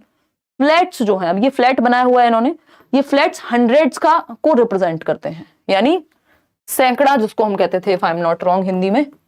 ठीक है, और क्यूब अपने आप में, क्योंकि इसमें इतनी सारी यूनिट्स लगी हुई हैं, तो ये 1000 को, यानी 1000 को प्रदर्शित करेगा। तो यहां पे ये जानना बहुत जरूरी है कि जो यूनिट है वो इकाई को, यानी यूनिट को ही, वंस को, रॉड टेंस को, फ्लैट हंड्रेड्स को, और थाउजेंड्स को क्यूब। तो ये 4 चीजों का यहाँ पे प्रयोग होता है। 4 टाइप्स की चीजें। द यूनिट, जिसके थ्रू हम प्लेस वैल्यू वगैरह सीख रहे हैं, the unit cubes represent units, rods, ये सब मैंने आपको बता दिया है। ठीक, तो basic addition, subtraction, counting, place value, multiplication, ये सब आप डाइंस ब्लॉक से सीख पाएंगे। 3 डायमेंशन टीचिंग एड्स भी होते हैं कुछ, जिसको हम त्रिआयामी कहते हैं, जिसके 3 आयाम हैं। These aids provide understanding of real, बिल्कुल जैसे 3D में मूवी देखते हैं ना आप, ऐसे ही ये 3D एड्स हैं जिनके माध्यम से एकदम रियल, मान लीजिए आपने एक वो लगा दिया, आजकल तो वो भी आ रहा है ना, augmented reality type, AR VR जो होते हैं, तो उससे आपको एग्जैक्टली लगेगा कि हाँ आप एक 3 डायमेंशनल रूम में खड़े हुए हैं, ये इसकी हाइट है, ये इसकी विड्थ है ना, तो उससे पूरा आपको पता लगता है। These are real objects, specimens, models या पपेट्स, या तो रियल ऑब्जेक्ट को ही ले आते हैं क्लास में, या उनके जैसे दिखने वाले, या मॉडल्स बना दिए उनके, पपेट्स वगैरह का यूज करते हैं जिनकी 3 डायमेंशंस हो। फॉर एग्जाम्पल, एक किसी ने ये मॉडल बनाया है, मॉडल्स बनते हैं ना, स्कूल में एग्जीबिशन लगती है, तो ट्राइंगल का जो है, इसको ऐसे नहीं बनाया कि जस्ट पेपर पे बना के दिखा दिया हो, इसको प्रॉपर बना करके दिखाया है। ये आपको दिख रहे हैं अलग अलग सब, इस पे जमे हुए हैं, चिपकाए हुए हैं, क्यूब को बना करके आप पूरे डब्बे का प्रयोग करके, इसी तरह सिलेंड्रिकल शेप, कोन को, तो ये 3D मॉडल हो गया। इससे क्या होगा, मैथ्स शेप्स सीखने में आसानी होगी, बजाय कि सिर्फ किताब में पढ़े, वो लिटरली देख पा रहा है। एक और छोटी सी चीज जिसपे हमने बात की थी शुरुआत में, टॉल शेप ऑफ मैथमेटिक्स, जो एनसीएफ में मेंशन्ड है। टॉल शेप ऑफ मैथमेटिक्स यानी गणित का ऊंचा कद, हाइट वाली टॉल शेप नहीं, ठीक। तो ये क्या कहता है देखते हैं एक बार। तो टॉल शेप ऑफ मैथमेटिक्स की जब हम बात कर रहे हैं, is where mastery of one topic is pre request for the next, यानी पहली रिक्वायरमेंट है, अनिवार्यता है कि आप नया टॉपिक तभी सीख पाएंगे जब आपको पहले वाला ओल्ड पुराना टॉपिक ठीक से आता हो। अगर किसी को एडिशन ही नहीं आता, मल्टीप्लिकेशन ही नहीं आती, उसको डिवीजन कैसे सिखाओगे? तो यानी आप देखते हैं 6th का गणित नहीं आता, 7th सीखने में बहुत दिक्कत होगी। क्यों? क्योंकि बेसिक क्लियर नहीं है। तो ये बेस को क्लियर करके ही आप नेक्स्ट टॉपिक पे जाएंगे। इसी को टॉल शेप ऑफ मैथमेटिक्स हम कह रहे हैं। यहां पे आगे बढ़ेंगे। अब ब्लूम टेक्सोनॉमी में बस हमें मेनली यहां पे ये देखना है कि एक तो बच्चे को हमें हॉट्स देने हैं। हॉट्स मतलब हॉट डॉग नहीं, HOTS higher order thinking skills, जिसमें बच्चे का थिंकिंग लेवल, लॉजिकल एबिलिटी ज्यादा यूज हो। लॉट्स क्या है? Lower order thinking skills. तो हमें पता है ये जो आपकी स्किल्स हैं ये लोअर ऑर्डर कहलाती हैं, ऊपर की जो स्किल्स हैं वो आपकी हायर ऑर्डर कहलाएंगी।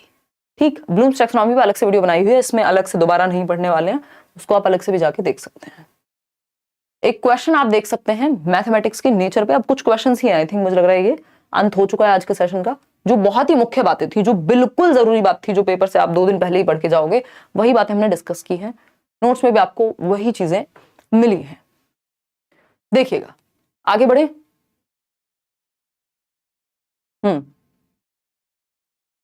यार एसएसटी के नोट्स तो इस बार नहीं मिलेंगे, डी ऑप्शन कह रहे हैं कई लोग।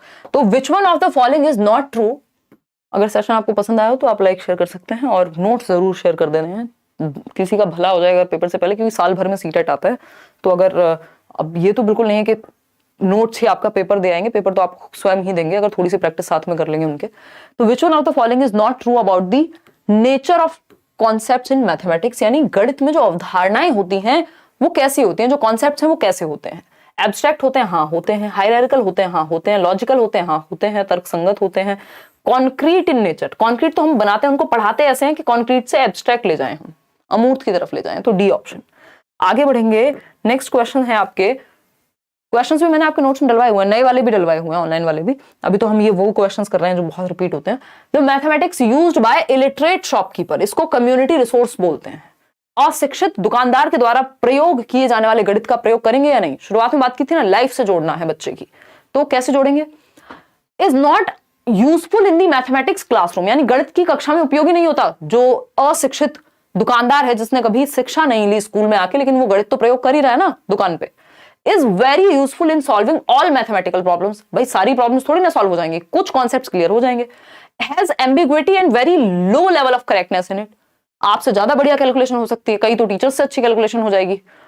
जो लोग प्रॉपर शॉप पे रहते हैं, है ना, जो मेरी हाउस हेल्प आती है वो बता रही थी कि मेरी कैलकुलेशन बड़ी अच्छी है, क्योंकि पता नहीं किसी शॉप वॉप मतलब उनके घर में थी या जैसे भी। तो उसका फर्क पड़ता है कि आप डेली लाइफ में, कोई बच्चा है जो जिसके पिताजी मान लीजिए कारपेंटर हैं, तो वो शेप्स को समझने में उसको आसानी होगी, मेजरमेंट में उसको आसानी होगी। तो बच्चे की प्रीवियस नॉलेज का प्रयोग करते हैं हम। Should be discussed by the teachers in classrooms as an alternate strategy in solving related problems, यानी संबंधित समस्याओं को हल करने में वैकल्पिक रणनीति की तरह। भाई सिखाने का कोई एक ही मेथड थोड़ी है कि जो आपने सिखा दिया वही मेथड है, डिफरेंट डिफरेंट तरीके हैं एक चीज को सीखने के या सॉल्व करने के। तो इसको एक ऑल्टरनेट स्ट्रेटेजी के रूप में यूज कर सकते हैं। कम्युनिटी से हमें जो सीखने को मिल जाए वो अच्छी बात है, डेली लाइफ से बच्चे की जोड़ना है, तो ऐसा नहीं कि यूजफुल नहीं है। फिर नेक्स्ट क्वेश्चन है, the learning outcomes in mathematics are developed. Learning outcome क्या होते हैं? अभी हमने लर्निंग ऑब्जेक्टिव्स की बात की थी, यानी उद्देश्य जिसके लिए हम सिखा रहे हैं कि बच्चों को ये आ जाए। आउटकम क्या है? जो उद्देश्यों की प्राप्ति कितनी हुई है ये जानना आउटकम है, कि रिजल्ट क्या आया। बताइएगा, फटाफट से बताइएगा। ये सारे आप मैराथन भी देख सकते हैं। अब तो आप एक बार सीटेट दीजिए, आगे तक के लिए टेंशन खत्म। कोई कह रहा है इंडिया जीत गई, मैच वैच था क्या यार। मैंने तो ईवीएस पेडागोजी करा दिया एक ही सेशन में, ईवीएस इन one shot. Otherwise chapter wise भी आप देख सकते हैं, पुरानी प्लेलिस्ट बनी हुई है, सिलेबस कोई चेंज हुआ नहीं है। अभी वन शॉट कराया था ईवीएस वाला, ईवीएस हिंदी, इंग्लिश, ये मैथ्स का हो चुका है। और सीडीपी के तो 3 सेशन हुए हैं, 4.5 सेशन, 8.5 घंटे की मैराथन है, मतलब 2-2 ढाई घंटे के सेशंस हैं, वो आप देख सकते हैं। ठीक है ना। हाँ, पानी पूरी का प्रयोग करके आप ओवल शेप सिखा सकते हैं बच्चे को, ये भी सही है। देखिएगा, फटाफट से जवाब दीजिएगा। बी ऑप्शन कह रहे हैं कई लोग, समझते हैं क्या बात हो रही है, लर्निंग आउटकम की। Such that children may be told small steps for calculation. Outcome की बात हो रही है ना, रिजल्ट क्या आया किसी चीज को सीख के। To increase the achievement of children in various educational surveys. Outcomes in mathematics are developed, क्यों? To define class wise competencies. भाई आउटकम इसलिए डिफाइन होते हैं कि इस लेवल पे 6th क्लास में बच्चों को ये चीजें आती होंगी, तो वो लर्निंग आउटकम हो गया उस लेवल का। तो बच्चे द्वारा हासिल की जाने वाली कक्षावर दक्षता, यानी class wise competencies and skills to be achieved by children, कि भाई ये इस क्लास से आउटकम निकल के आना चाहिए, इस लेवल बच्चों को ये पता होना चाहिए, ये लर्निंग आउटकम होगा। अगर आप इस लेवल पढ़ा रहे हैं, सिर्फ ईयर एंड एग्जामिनेशन में अच्छा परफॉर्म करना नहीं होगा। फिर आता है which one of the following happenings in the classroom is an activity. किसको आप एक एक्टिविटी कहेंगे? जब टीचर एक्सप्लेन करे कैसे सम करने हैं, देख लो किस में बच्चा सबसे ज्यादा एक्टिव है, वही सही आंसर है। रिसाइट कर रहे हैं काउंटिंग, कॉपी कर रहे हैं बच्चे, जहां बच्चे एंगेज हैं, एक्सप्लोर कर रहे हैं, वो बेस्ट है। डी ऑप्शन, अन्वेषण कर रहे हैं, सबसे ज्यादा एक्टिव कहां है? डी ऑप्शन में। मेन पर्पस ऑफ मैपिंग भी सिखाते हैं हम, गणित में ये भी बहुत बार पूछा गया है। देखो मैपिंग की अगर हम बात करें यहां, यानी मैपिंग यानी प्रतिचित्रण सिखाने का प्राइमरी लेवल पे करिकुलम में इसको क्यों डाला है? अब आपको पता है मैपिंग है, टेसिलेशन है, ज्योमेट्रिकल बेसिक शेप्स हैं, ये सब कहां है? प्राइमरी लेवल के करिकुलम में हैं ऑलरेडी। ठीक है, तो अगर हम देखें यहां तो सही उत्तर क्या होगा? To promote spatial thinking. बिल्कुल सही बात है, स्पेशल मतलब स्पेस के बारे में, शेप्स के बारे में, है ना। प्रपोर्शन किस में यूज होगा, जैसे बॉटल भी बनी है तो इसमें भी कहीं ना कहीं मैपिंग का प्रयोग हुआ है। मतलब टू प्रमोट प्रपोर्शनल रीजनिंग, हाँ प्रोपोर्शन, कितना प्रोपोर्शन में कौन सी चीज बनेगी। To make subject easy and interesting, उसके तो बहुत तरीके हैं, उसके लिए स्टोरी सुना दो। To break the monotony of numbers, इसका मतलब ये तो नहीं है कि नंबर्स से मोनोटोनस है नंबर, मतलब बोरिंग चीज है, ऐसा कैसे कह सकते हैं। तो स्पेशल थिंकिंग और प्रोपोर्शनल रीजनिंग थोड़ी डेवलप हो सके, हालांकि अलग से चैप्टर्स के रूप में हम नहीं पढ़ा रहे हैं, बट मैपिंग के थ्रू पढ़ा रहे हैं। अभी जब हम बात कर रहे थे रेशो, हम अलग से चैप्टर में नहीं पढ़ा रहे हैं प्राइमरी लेवल पे, बट स्पेशल थिंकिंग बच्चे में डेवलप हो सके, थोड़ा वो दिशाओं के बारे में थोड़ा बहुत जान सके, प्रपोर्शन के बारे में जान सके, इसके लिए हम क्या कर रहे हैं? मैपिंग का प्रयोग कर रहे हैं। तो ए एंड बी, कि वो बॉटल की शेप कैसी बनती है तो उसके बारे में विजुअलाइज कर पाए। देखिएगा, which of the following resources यानी TLM teaching learning material can be used by the teacher to show that two rectangles of different dimensions, यानी एक रेक्टेंगल है जिसका डायमेंशन मान लीजिए ये है, दूसरा रेक्टेंगल है जिसका डायमेंशन इससे ज्यादा है या डिफरेंट है। ठीक, ये A हो गया, ये B हो गया। ठीक है, dimensions can have same area without using formula. जो मैथ्स वाले वैसे वाले क्वेश्चंस हैं आपके न्यूमेरिकल्स, वो उदय सर ने आपकी कुछ क्लासेस ली हैं, वो आप देख सकते हैं। Can have same area without using formula, यानी बिना फॉर्मूला के बताना है कौन सा एक टीएलएम है जिसको यूज किया जा सकता है टीचर के द्वारा टू शो दैट कि दो रेक्टेंगल्स जो हैं वो डिफरेंट डायमेंशंस के हैं, can have the same area, फिर भी इनका जो एरिया है वो सेम आ सकता है। डिपेंड करेगा लेंथ पे या ब्रेथ पे। बताइए, अलग अलग जवाब आ रहे हैं। कोई डी कह रहा है तो स्केल का प्रयोग करेंगे, ग्राफ पेपर का। स्केल से तो कैसे ही पता लगाएंगे एरिया का, ग्राफ पेपर का, टाइल का या थ्रेड का? बताइए, अलग अलग आंसर्स। बिल्कुल, इसमें टाइल्स का प्रयोग कर सकते हैं वो, और ग्राफ पेपर का। वो ग्राफ पेपर और टाइल्स का प्रयोग किया जा सकता है बजाय कि थ्रेड के। थ्रेड का प्रयोग हम सर्कल वगैरह में ज्यादा कर लेते हैं। तो B option is the right answer. आगे बढ़ेंगे। Which of the following could be contributing factor to underachievement in mathematics? गणित में अंडर अचीवमेंट का कौन सा एक कारण हो सकता है? निम्न में से गणित में उपलब्धि कम होने का कारण क्या हो सकता है? ये पूछा है इन्होंने, क्या हो सकता है? फटाफट से बताइएगा। इसके आंसर जो है इस क्वेश्चन का इन्होंने अलग अलग समय पे अलग अलग दिया है। एक बार बोर्ड कुछ आंसर देता है, अगली बार कुछ और देता है इसका आंसर। ठीक है ना, प्रीवियस ईयर लगाने की जरूरत है साहिल आपको बस। बताइए, बी ऑप्शन यानी सोशियो कल्चरल बैकग्राउंड। इसका आंसर नेचर ऑफ मैथमेटिक्स भी कुछ हद तक ठीक है। देखिए जेंडर तो होगा नहीं, इनेट एबिलिटी पे हम डालते नहीं है बच्चे की कि ये इनेट एबिलिटी होती है मैथ्स की, ऐसा मैथ्स पढ़ाने में नहीं मानते हम। ठीक, सोशियो कल्चरल बैकग्राउंड क्या है, इसका प्रभाव पड़ता है, बच्चों को उस तरह का माहौल मिला है नहीं मिला है, क्या सीन रहा है, इस चीज को कुछ हद तक हम मानते हैं जिम्मेदार। तो जो ज्यादा बेहतर आंसर है वो बी ही है। कुछ हद तक जो प्रकृति है वो भी शामिल होती है गणित की, बट उसको डील किया जा सकता है यदि सही से पढ़ाया जाए तो। लेकिन सोशियो इकोनॉमिक बैकग्राउंड को कैसे चेंज करोगे, तो उसके लिए आप मेहनत करोगे आप as a teacher. Next question है, which of the following is the most important aspect of making lesson plan while teaching mathematics to primary school children. यानी आप पढ़ाने से पहले एक लेसन प्लान बनाते हो, पाठ योजना बनाते हो। आज भी ये क्लास हुई है तो ये पाठ योजना के तहत ही है, कौन सी जो आपको क्वेश्चन कहाँ पे मिल रहा है, कौन सा फोटो लगेगा, कौन से एग्जांपल्स मिलेंगे, बहुत सारी चीजें। कुछ चीजें आपकी रैंडम होती हैं, जैसे उदाहरण कई बार ऐसे आ जाते हैं दिमाग में, और कुछ चीजें आपकी प्लान्ड होती हैं, जो कि लेसन प्लानिंग आपको अपनी करके जानी चाहिए क्लास में जाने से पहले। वो जरूरी है, चाहे आपका जीवन बीत गया हो पढ़ाते पढ़ाते। ऐसा नहीं होता कि आप ऐसे ही मुंह धोया और चले गए, मतलब लेसन प्लानिंग है ही नहीं, जीरो लेसन प्लानिंग है, तो वो जरूरी होती है। ठीक, उससे टाइम वेस्ट भी होता है फिर कई बार। Which of the following is the most important aspect of making lesson while teaching mathematics to primary school children? Sequence of text book, presenting mathematical concepts in structured manner. बच्चा active किस में है वो देख लीजिए बस। Writing activities and questions.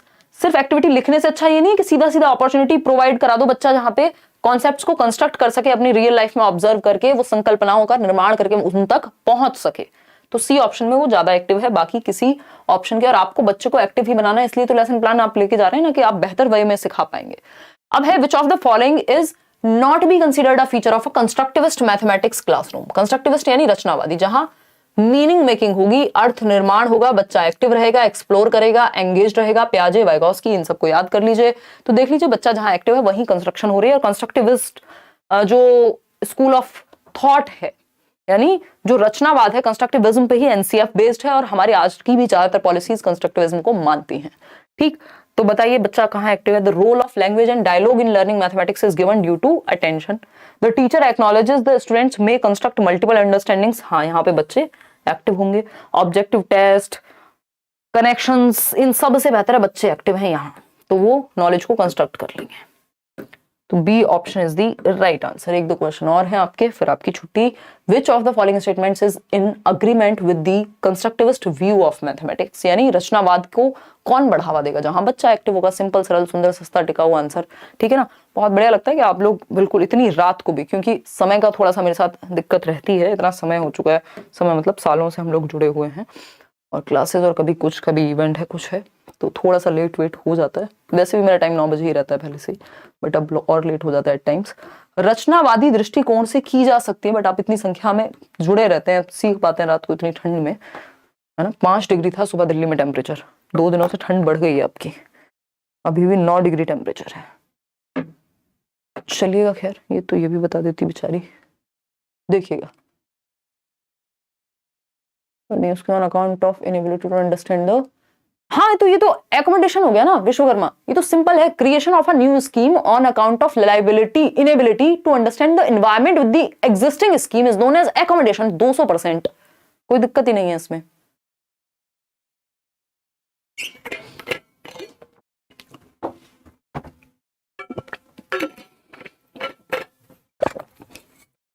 देखो कोई आपको पेपर में गलत ही जवाब देने लग जाए तो बात अलग है, अदरवाइज क्योंकि अगर देखा जाए तो अडेप्टेशन की प्रक्रिया में चेंज तो दोनों में होता है, चाहे वो एसिमुलेशन हो चाहे वो एकोमोडेशन हो, ये बहुत ही नजदीक की चीजें हैं, बट उसमें आपको फंसना नहीं है। ये सिंपल सा, आपको अगर आप बोर्ड का पेपर दे रहे हैं, बोर्ड मतलब कोई सीबीएसई है या फिर आपका D++ भी है, तो उस केस में सिंपल एकोमोडेशन है इसका जवाब, और होना भी चाहिए। जब आप पुराना स्कीमा की वजह से आपको दिक्कत होती है नई सिचुएशन या जो आज की सिचुएशन है उसको समझने में, नहीं हाँ एग्जिस्टिंग स्कीमा को ही चेंज करना पड़ रहा है ना, न्यू स्कीम की वजह से नया स्कीमा आपने बनाया, एकोमोडेशन आएगा। देखिएगा बी ऑप्शन कह रहे हैं कि कंस्ट्रक्टिविस्ट अग्रीमेंट कौन सा है, जहां बच्चा एक्टिव है, डिस्कवर कर रहा है बच्चा, ठीक है, सिर्फ फैक्ट रटे, ऑब्जेक्टिव्स रट ले, विजुलाइज कर ले, इन सबसे ज्यादा एक्टिव वो बी ऑप्शन में है। जहां सबसे ज्यादा बच्चा एक्टिव है वो मूल मंत्र है पेडागोजी का। क्वेश्चन देखिए next, Which of the following is not true with respect to the learning of mathematics? कौन सी बात सही नहीं है मैथमेटिक्स के सीखने के बारे में? इनेट होती है एबिलिटी, ये तो हम मना ही कर रहे हैं, हम नहीं मानते इनेट होती है पेडागोजी में। Teachers beliefs about learners have powerful impact on learning outcomes. सही बात है, अगर टीचर का विश्वास है कि तुम अच्छा करोगे तो इस चीज से बच्चा और मेहनत करता है, सच है ये। Student socio economic background impacts their performance in mathematics. अच्छा, schools language of instruction can impact a child's performance in mathematics. ठीक बात है। गणित के संबंध में निम्नलिखित में से क्या सही नहीं है? यही गलत है, बाकी सारी बातें सही हैं। भाई जो सोशियो इकोनॉमिक बैकग्राउंड है वो भी प्रभाव डालेगा। अभी यही तो बात कर रहे थे हम कि भाई अगर किसी के घर में शॉप है तो वो मैथ्स में अच्छा होगा, किसी को वैसा माहौल ही नहीं मिला तो इसका मतलब ये नहीं कि हर घर में शॉप होगी तभी मैथ्स अच्छा होगा। तो जो सामाजिक सांस्कृतिक स्थिति है उसका भी प्रभाव पड़ता है सीखने पे, क्योंकि एनवायरमेंट है ना। After teaching place value of numbers. Place value समझ रहे हैं? फेस वैल्यू जो डायरेक्ट दिखे, प्लेस वैल्यू जो प्लेस पे हो, है ना। जैसे अब आपको पता है यहाँ पे प्लेस वैल्यू आपको पता करनी है किसकी? 2 की। तो आपको पता है ये क्या है? 1s 10s और 100th पे है, यानी सैकड़ा पे है। फेस वैल्यू तो आपको साफ साफ दिख ही रही है 2। A teacher gave the following question to solve. क्या क्वेश्चन है? टेक 2 डिजिट्स से 3 and 5, 3 और 5 2 डिजिट ले लो, मेक 4 डिजिट नंबर्स, 2 डिजिट के नंबर बनाओ इनसे, using both the digits equal number of times. 2 बराबर टाइम्स ही आनी चाहिए एक डिजिट में, तो 33 55 35 35। इस तरह से आप दुनिया भर के डिजिट्स बना दोगे, यूनिक भी होंगी ये। तो ये जो है कौन सी एक बात इस क्वेश्चन के बारे में सही है। इसको मैथ्स की तरह नहीं लेना है, बेसिक पेडागोजिकल अंडरस्टैंडिंग की तरह लेना है। It is an open ended question and gives opportunities to students to analyse and critique each others responses. चलो ठीक है। It is an example of closed ended. Closed ended में तो सिंगल आंसर होगा कि 3 और 2 कितने होते हैं? तो 5 होते हैं। ये क्लोज्ड एंडेड है। आपको ओपन एंडेड देने होते हैं ताकि क्रिएटिविटी बेटर हो, बच्चे का दिमाग खुले, डाइवर्जेंट थिंकिंग यानी अब सारी चिंतन आए। Multiple response to a question should be discouraged. नहीं भाई, एनकरेज होने चाहिए कि मल्टीपल तरीके से एक चीज को सॉल्व किया जा सकता है। कॉन्टेक्चुअल क्वेश्चन का एग्जांपल है। कहां कौन सा कॉन्टेक्स्ट है? यहाँ सेब, सब्जी, दुनिया, जिंदगी, कोई बात हुई है? नहीं हुई है, सीधा नंबर की बात हुई है। तो it is an open ended question. ये एक मुक्त उत्तर वाला प्रश्न है जिससे क्रिएटिविटी या डाइवर्जेंट थिंकिंग बेटर होती है, और ओपन एंडेड क्वेश्चंस ज्यादा बेटर होते हैं क्लोज्ड एंडेड से। जैसे ये जो क्वेश्चन है क्लोज्ड एंडेड है, 4 में से एक ही ऑप्शन सही होगा, ये क्लोज्ड एंडेड है, कन्वर्जेंट थिंकिंग है। वहीं जब हम बात कर रहे हैं कि इससे नंबर बनाओ तो वो ओपन एंडेड है और डाइवर्जेंट थिंकिंग यानी क्रिएटिविटी बेहतर होती है। तो होपफुली आपको ये छोटा सा सेशन पसंद आया होगा। वन शॉट का मतलब ये हम टू द पॉइंट बात करेंगे। सेशन पसंद आया हो आप लाइक शेयर सब्सक्राइब तो जरूर कर लीजिएगा। आजकल नोटिफिकेशन आसानी से पहुंचता नहीं है, अगर आप सब्सक्राइब करके बेल आइकॉन दबा के रखो अपना, ताकि सेशन का पता लग जाए। और कई बार आगे पीछे भी होता है तो टेलीग्राम वगैरह पे पता लग जाता है। ये पीडीएफ आपको टेलीग्राम पे मिल जाएगी। इसके अलावा be your own constant, tension लेनी नहीं है, पढ़ाई करनी है शांति से। जो केवीएस वाले दुखी हैं उनके लिए भी 6 और 7 को मैं अवेलेबल नहीं होंगी, मतलब मैं ट्रेवल कर रही हूँ आउट ऑफ दिल्ली, तो तब केवीएस के लिए कोशिश रहेगी कि कुछ सेशंस आपके, मतलब 2 सेशंस के थ्रू आपको ये रिकॉर्डेड मिल जाएंगे आपको, क्योंकि उस दिन लाइव सेशन आपका नहीं हो पाएगा। इसके अलावा बैचेस में तो दबा के पढ़ाई चल ही रही है। चलिए, टेक केयर, बाय बाय। धन्यवाद आप सभी का कि आप आए, बाहर आई। कल हम क्वेश्चन करने वाले हैं, मतलब अभी 6-7 को जाऊंगी, कल नहीं जा रही हूँ। कल 9 बजे हम मिलेंगे और 9 बजे तक यार मेरी क्लास ही खत्म होती है, 9:15 मिल जाएंगे। वो असर्शन और जो कथन और कारण वाले क्वेश्चन हैं उनको हम करेंगे। उनमें ज्यादा लोगों को समस्या आ रही है और इस बार भी वो क्वेश्चन आ रहे हैं, ठीक है ना। और एक क्वेश्चन ये मैं जनरली बताती भी हूँ इमोशंस पढ़ाते हुए, कि जो इमोशंस हैं उसमें आपके जेबी वॉटसन हैं जो 3 प्रकार के इमोशन बाय बर्थ बताते हैं। Fall, fear, anger, love. भय बच्चे में जन्म से होता है, क्रोध जन्म से होता है, प्रेम भी जन्म से होता है। आप बच्चे को उछालिए, डर की भावना दिखती है, फिर बाद में एंजॉय करने लगता है। एंगर, वो उसके फेस से दिखेगा आपको कि जब उसको जो चाहिए वो नहीं मिल रहा होता। लव, प्रेम भी आप देखते हैं कि वो एकदम, मतलब वो तो जिन्होंने बच्चों को देखा है वही बता पाएंगे। तो फियर, एंगर, लव, ये आपके 3 चीजें होती ही हैं जो जन्म से बाय बर्थ। चीजें मतलब बाय बर्थ क्या है? जन्म से ये 3 इमोशंस, 3 संवेग होते हैं। एक क्वेश्चन में नॉट पूछा है, पीछे जाओ। गुड नाइट भाई, गुड नाइट। देख लेते हैं एक बार कौन से क्वेश्चन में नॉट पूछा है, कौन से क्वेश्चन में नॉट पूछा है बालिके, बताइए जरा। हाँ, तो ए ऑप्शन था ना इसका। हाँ, ए ही तो है, ए ही तो है, सही तो है। क्या दिक्कत आ रही है? कहाँ समस्या आई है? सब सही तो है। इसमें भी नॉट पूछा है। अच्छा, okay, now I got it. मैंने इसमें गड़बड़ कर दी होगी।